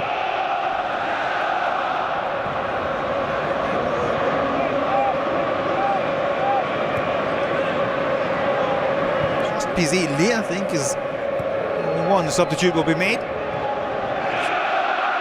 Offer. Dybala inside the box. Dybala fires it just wide. Salamakers and Dybala linking up once again to perfection. But once again for Roma is the shot that lets down the Giallorossi. Dybala trying to find the angle, but dragging the shot wide of the far post.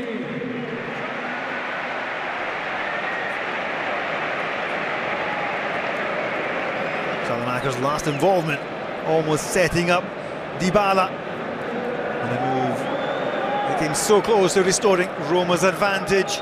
Instead, Salamakers makes way for Pizzilli.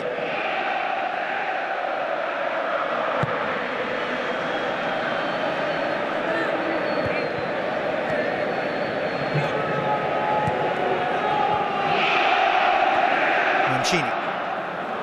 Abdul Hamid.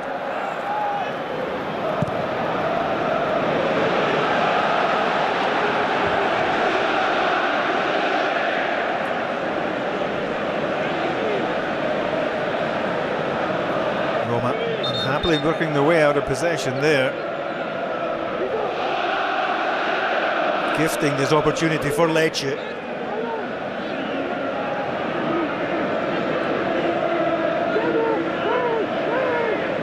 Gaspar.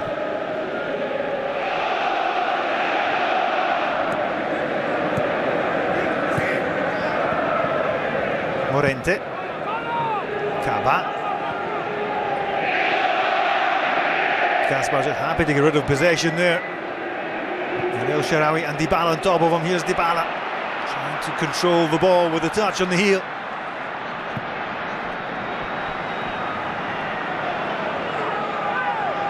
Jean just nudges the ball for Caba, giving away possession. Pizzilli, Pizzilli!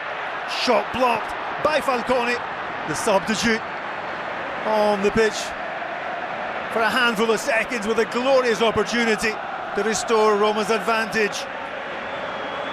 But again, Falcone makes himself big and makes the block.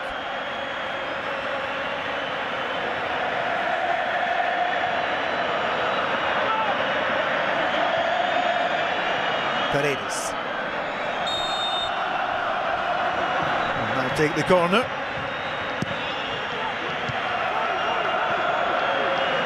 Either way by Morente. Abdul Hamid.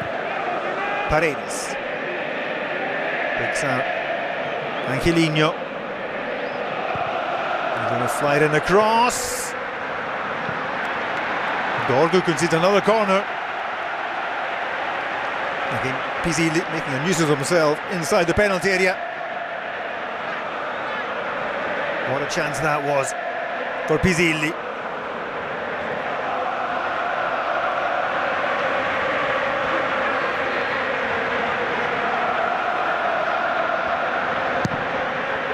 Corner kick. They're up by Caba. El Shaarawy. Paredes. Again, El Shaarawy looks into the middle, plays in the cross, a diving header! What a finish by Gianluca Mancini! The captain's armband on his arm. And he leads by example. Mancini throwing himself at that cross and planting the header beyond Falcone. Roma had been knocking on the door, and eventually they break down the Lecce defence. El Shaarawy's cross, and Mancini outmanoeuvring Baschirotto. That diving header.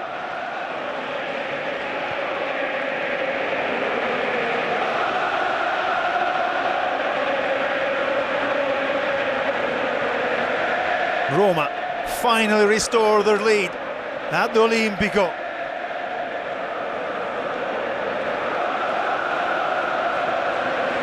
Roma 2, Lecce 1 on the hour. And Mr. Chiffi is waiting for confirmation that Mancini was onside.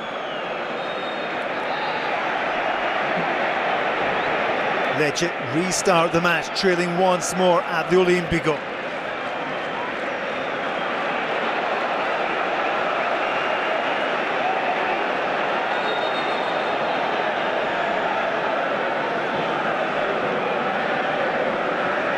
Mancini, the goal scorer, stays down.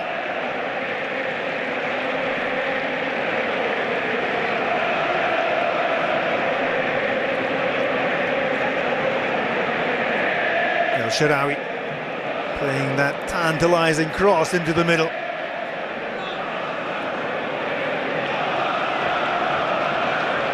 And Gianluca Mancini hurling himself at it. That is a striker's finish for Mancini. Celebrating with him Lorenzo Pellegrini, the club captain, on the bench. That's why Mancini's got the captain's armband at the moment. And Lecce need to respond, but Basquerotta's given the ball away to Kone. Kone holds off the challenge of Koulibaly. Shot kicks a deflection. And that's another corner kick for Roma. Piling on the pressure.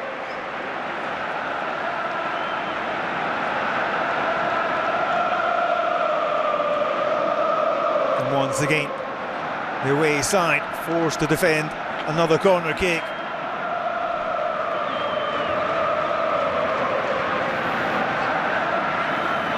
Paredes looks in the middle once more. Ndika won the header in the first half that almost found his way into the back of the net. This time Basquerotto fulfills his defensive duties. Aguilar's shot blocked by Dybala. Paredes. And Shaarawy, this time his cross is blocked by Morente. Still Roma keeping possession inside the Lecce third of the pitch.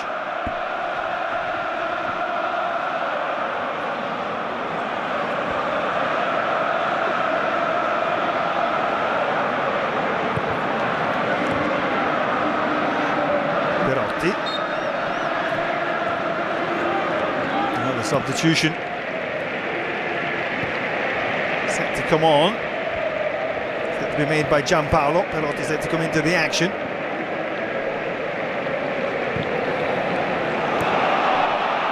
And here Roma give away possession.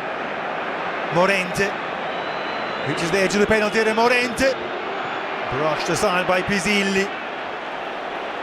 Brushed aside fairly.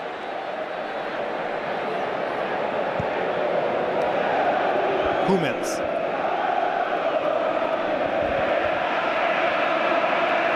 Mancini.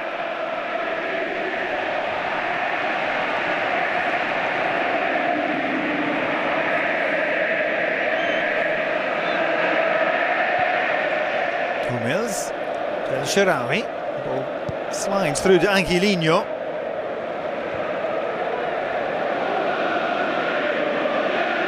Villa.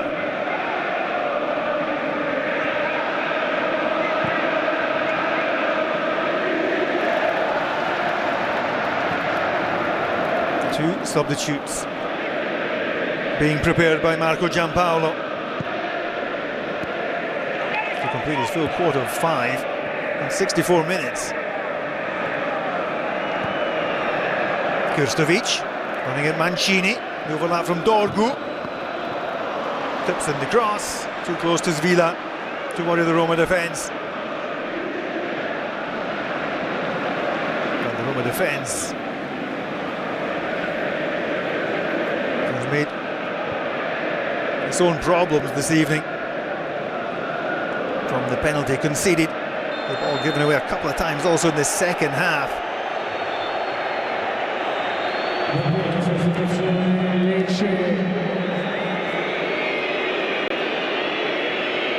Jean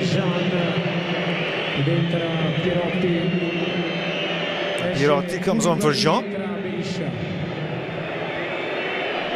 And Berisha coming to the centre of the park as we see the replay of Mancini's goal, which separates the two sides. Koulibaly. Makes way for Berisha. And Jean for Perotti. An attacking change finally by Marco Giampaolo.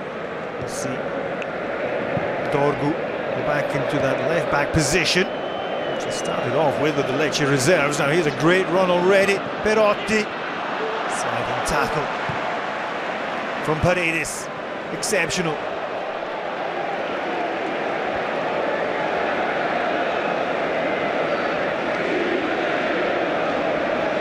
Perotti making an instant impact. One Argentine stopped by another.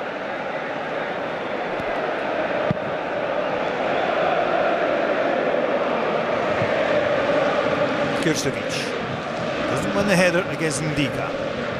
No surprise there. Gaspar, Dorgu gives away the ball in the centre of the park.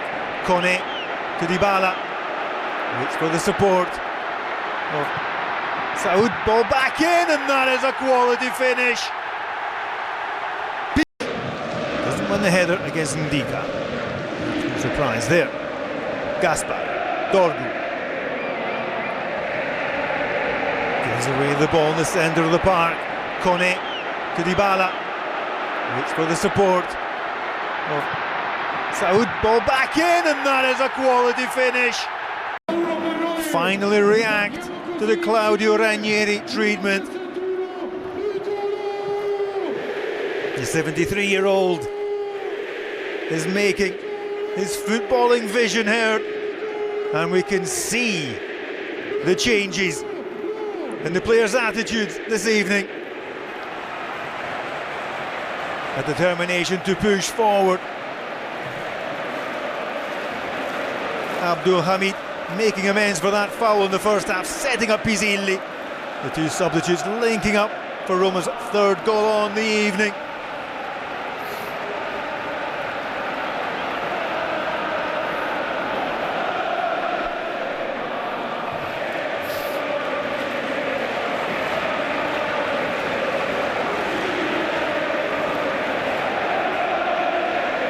Roma 3, Lecce 1, with a quarter of the game remaining.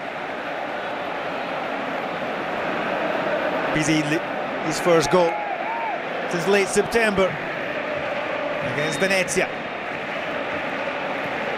Now it's uphill for Lecce.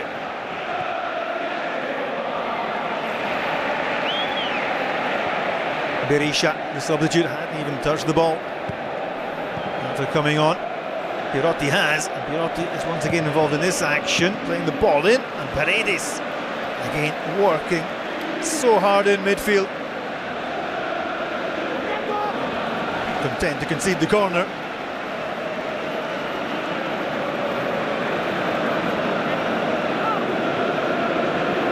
Now can Lecce find themselves a lifeline from this corner kick?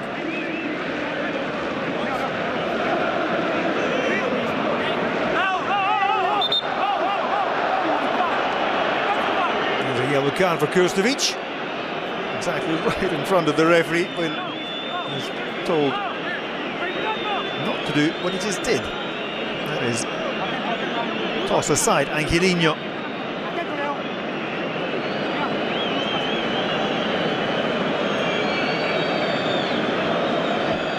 Corner kick for Lecce. Swung in towards the end of the 6, sharp penalty to Hummels.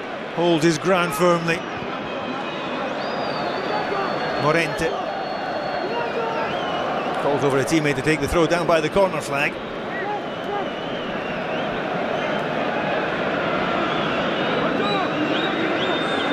Dorgu.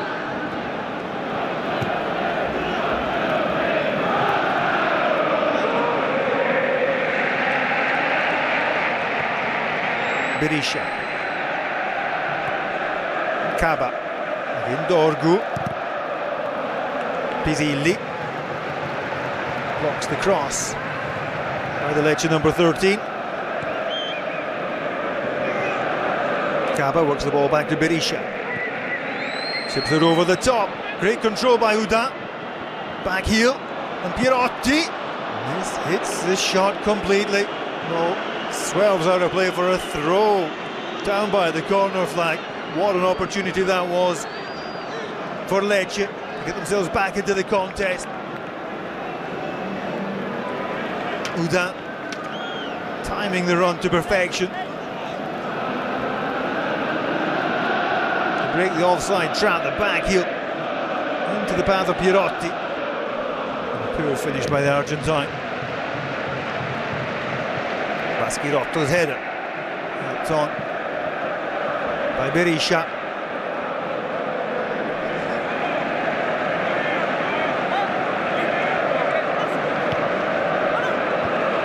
Kone. Abdul Hamid. Paredes. Mancini. Pizzilli. Angelino, happy to backtrack. Keep possession, now El Shaarawy slipped.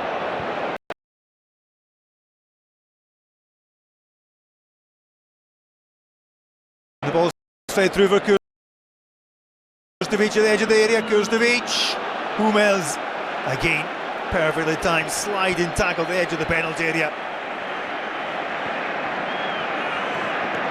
Dybala breaks the challenge of Dorgu.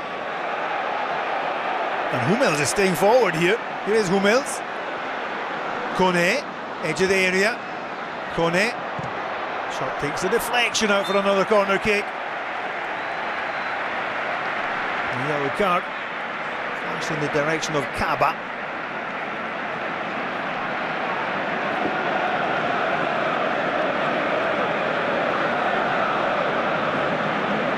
There's the slip by El Shaarawy. That the clean tackle by Hummels at the edge of the Roma penalty area.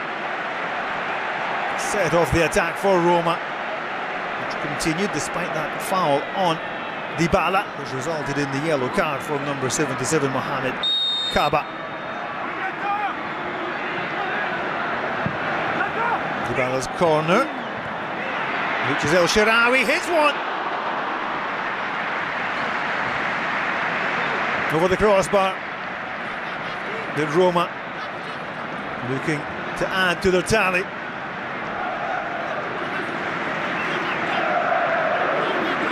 They're not happy with just the 3 goals so far, they want more.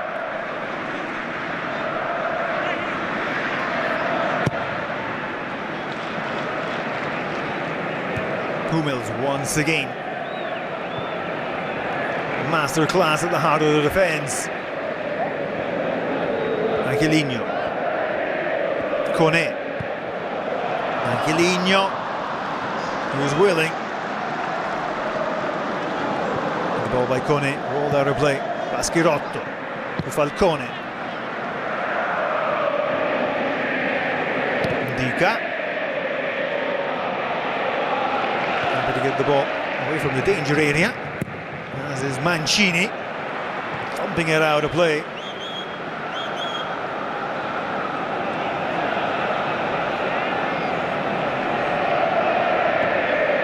Berisha.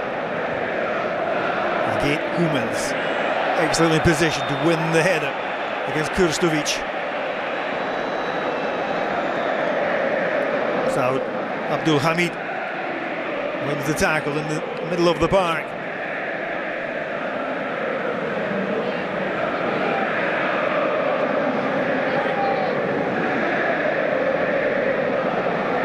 Mancini will take the free kick. Mancini's goal back on 59 minutes that restored Roma's lead. 1-1 at half-time. Lovely touch by Dybala. Pizzilli chips it forward. Shaarawy just couldn't help the ball on and help himself in the process. Dorgu manages to turn away from intense pressing, and then Asks Falcone. Scuttle across his penalty area. Finally, Roma with a sense of self-belief. Paredes picks out Dybala. Waiting for a run into the box. Pizzilli, the only willing teammate. Mancini, Paredes. Dybala, back to Paredes. Hummels. Poor pass by Hummels. Morente. Comes the ball up to Kirstovic. Hummels though back in once more to put in the challenge. Pirotto. Kirstovic. Dispossessed by Pizzilli. Dybala. Trying to turn Gaspar. Doesn't much in the way of contact. So perhaps on the replay there was a shot on the ankle.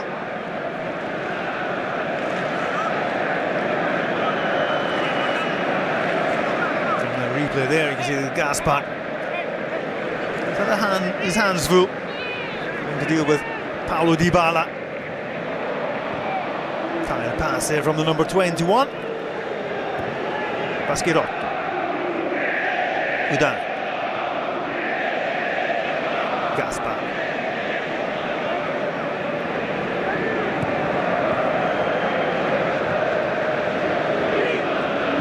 Kirstovic.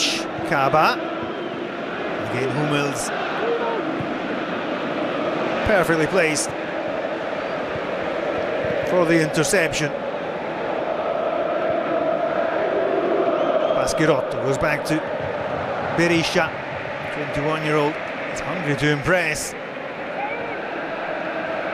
So far this evening, Marco Giampaolo has substituted all three starting midfielders, Raffia and Ramadani, at half-time.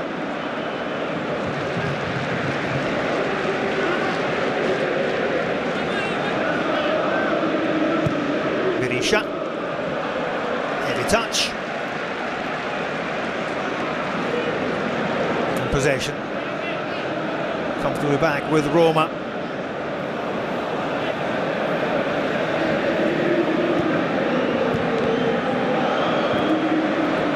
Kirstovic. Ball taken away from him by Angelino.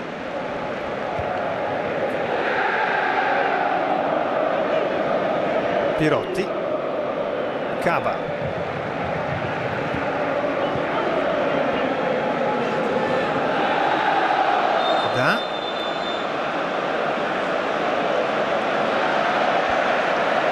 It's a challenge, but then goes through on Paredes and gets a yellow card. Udan thought he was fouled.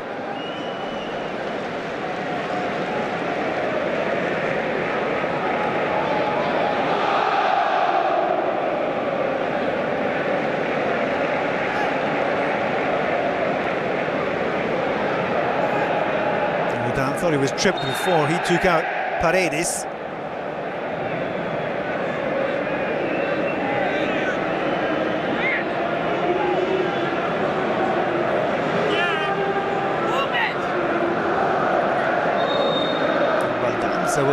Baldanzi, one of the youngsters, plenty of talented youngsters on the bench waiting to prove to Ranieri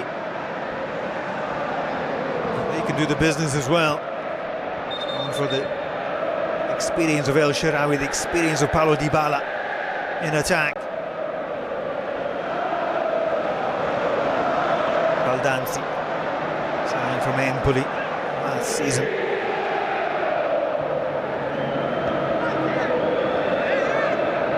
Mate Soulé watching on, another big money signing in the summer to settle in yet in the capital. Udan can't reach that pass from Kaba. And ball out of play for a goal kick to Roma.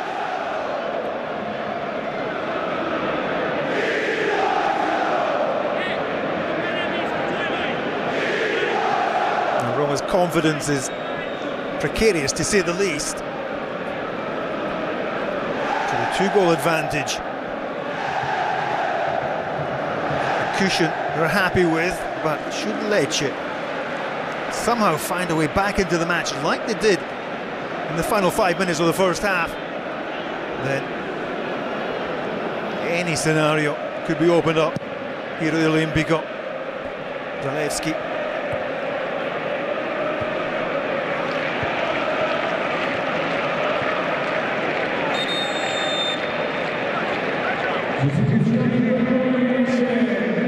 Here also comes back in.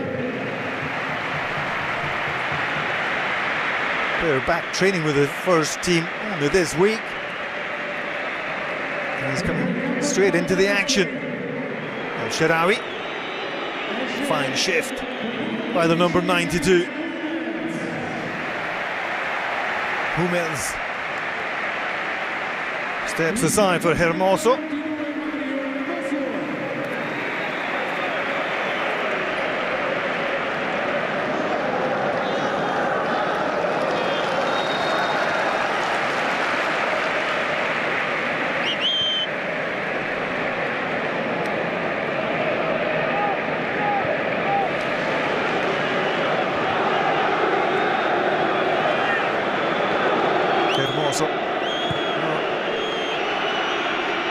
Part of the action since he's sending off against Roma, sorry, against Fiorentina. 5-1 thumping. An injury. Gabriel the Spaniard, signed from Atletico Madrid in the summer. Now Hermoso back in, replacing Hummels, but Hummels has been world class this evening. Pizzilli. Been so impressive since he's come on. Abdul Hamid coming inside, looking for his moment of glory. Saud Abdul Hamid. Uda. Paredes chasing down every opportunity to win back possession for Roma. There's no lost cause for Leandro Paredes in the centre of the park for Roma.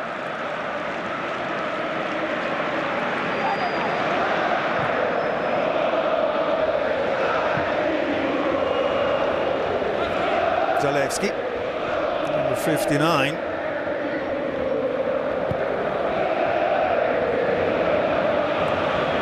Potentially favoured ahead of Baldanzi. More midfield cover with Zalewski.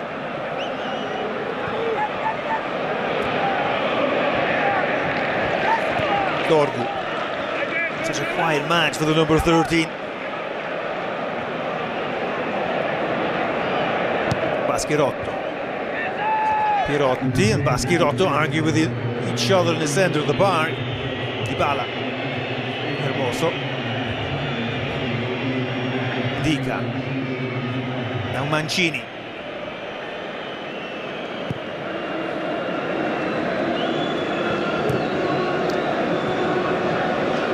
Paredes. Now to tiptoe out of that defensive line.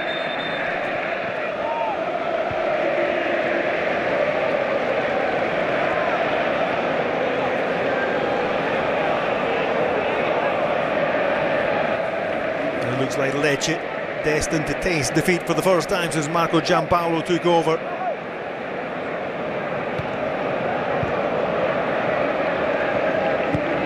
The opposite feeling for Roma. Dybala in behind the defence. Dybala looking to set up Abdul Hamid. Too much on the cross, but Dybala was offside.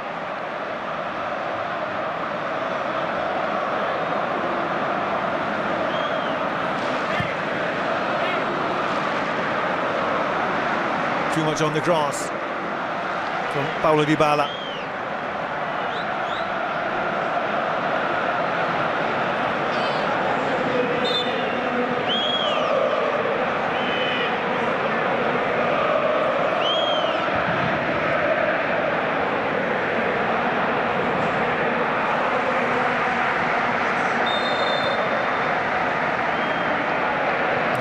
Finally getting the game back underway.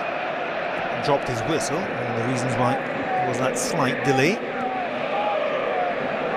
Kaba. Gaspar, Baschirotto, Berisha, Krstovic, Morente, Dorgu, into Morente, Berisha,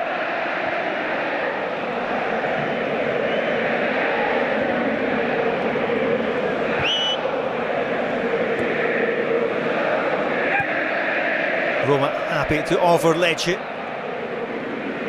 chance to show their attacking ability to try and break down the Giallorossi defence. Baschirotto, Paredes, Pisilli, simply back for Mancini.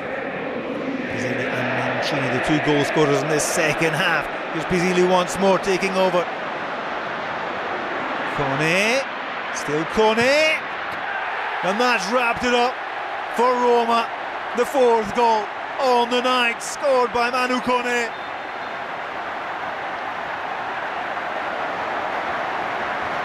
Three goals in the second half. Far too much for Lecce to cope with. And again they had players pouring forward, and Kone took his time.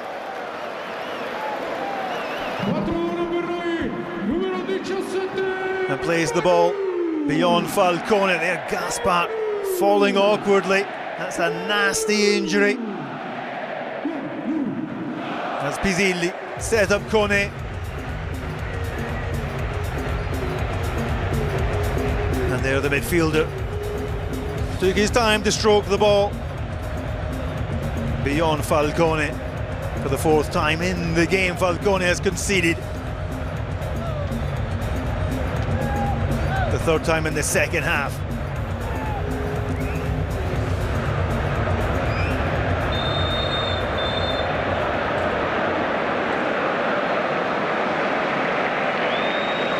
There's the yellow card for Kone, having taken the corner flag for a walk.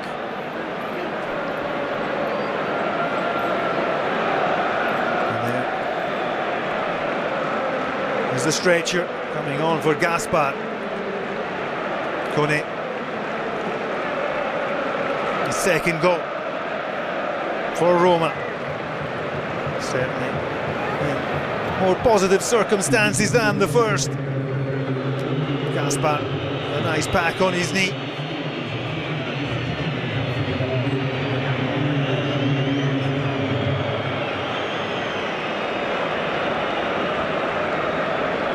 Ranieri having words with Mancini. Keep things tight at the back, and if we can add another goal, all the better for confidence.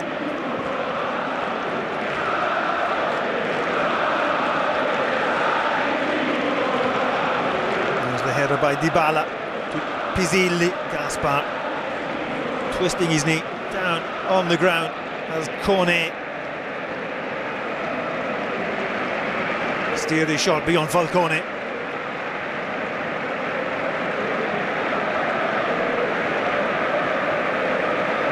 And the midfielder is a class act. And Roma now beginning to strut their stuff here at the Olimpico. Krstovic restarts the match.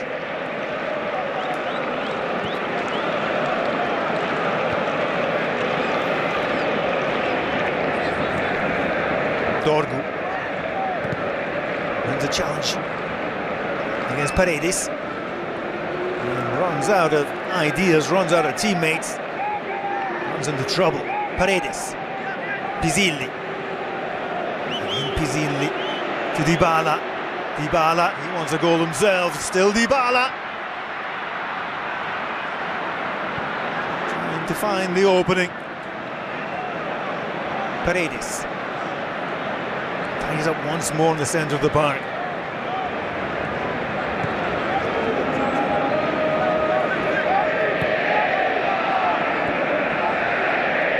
Ranieri asking his so-called senators to step forward and bear the responsibility. Certainly we've seen it this evening. from Gianluca Mancini, and especially from Leandro Paredes.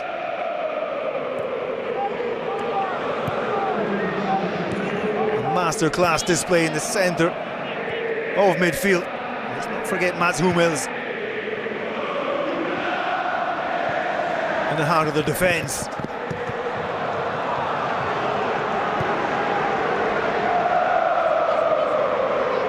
Three solid performances that allowed the attacking players the opportunity to spring forward and do what they know how to do best.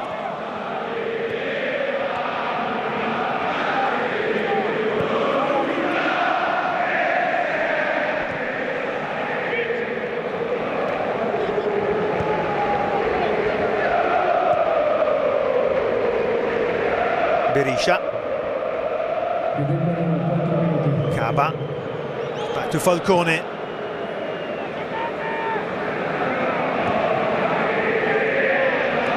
Ndika with a long leg, doing the challenge against Krstovic. Pirot.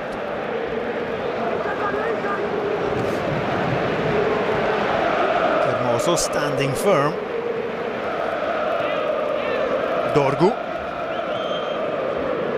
Edge of the area, Kaba.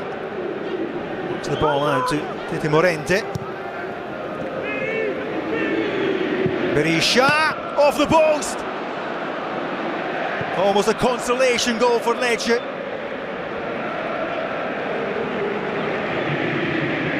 Great hit by Berisha.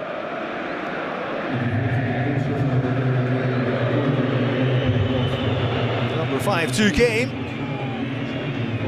Svila tell his coach that had he been inside the post, he would have had it covered.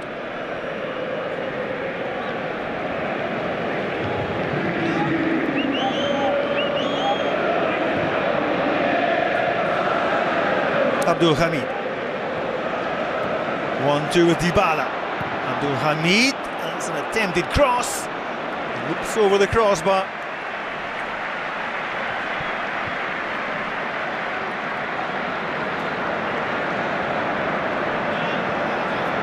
Mancini, the Roma captain,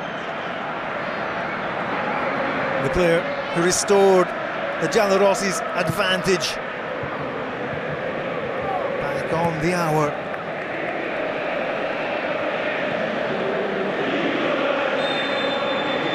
There's a foul by Baschirotto. Dybala.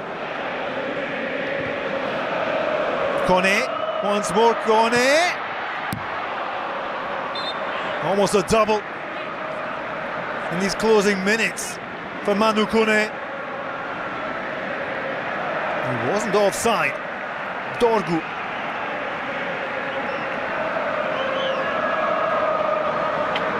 Kept Kone in an onside position.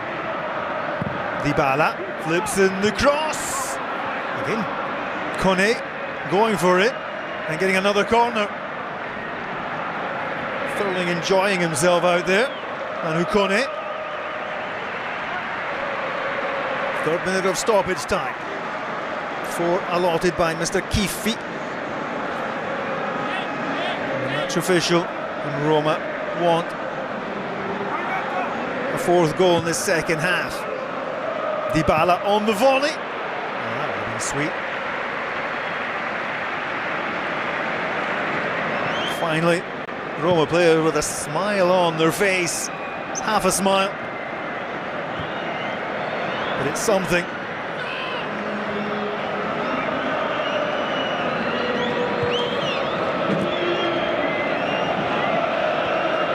Morente. Kaba. Dorgu. Krstovic.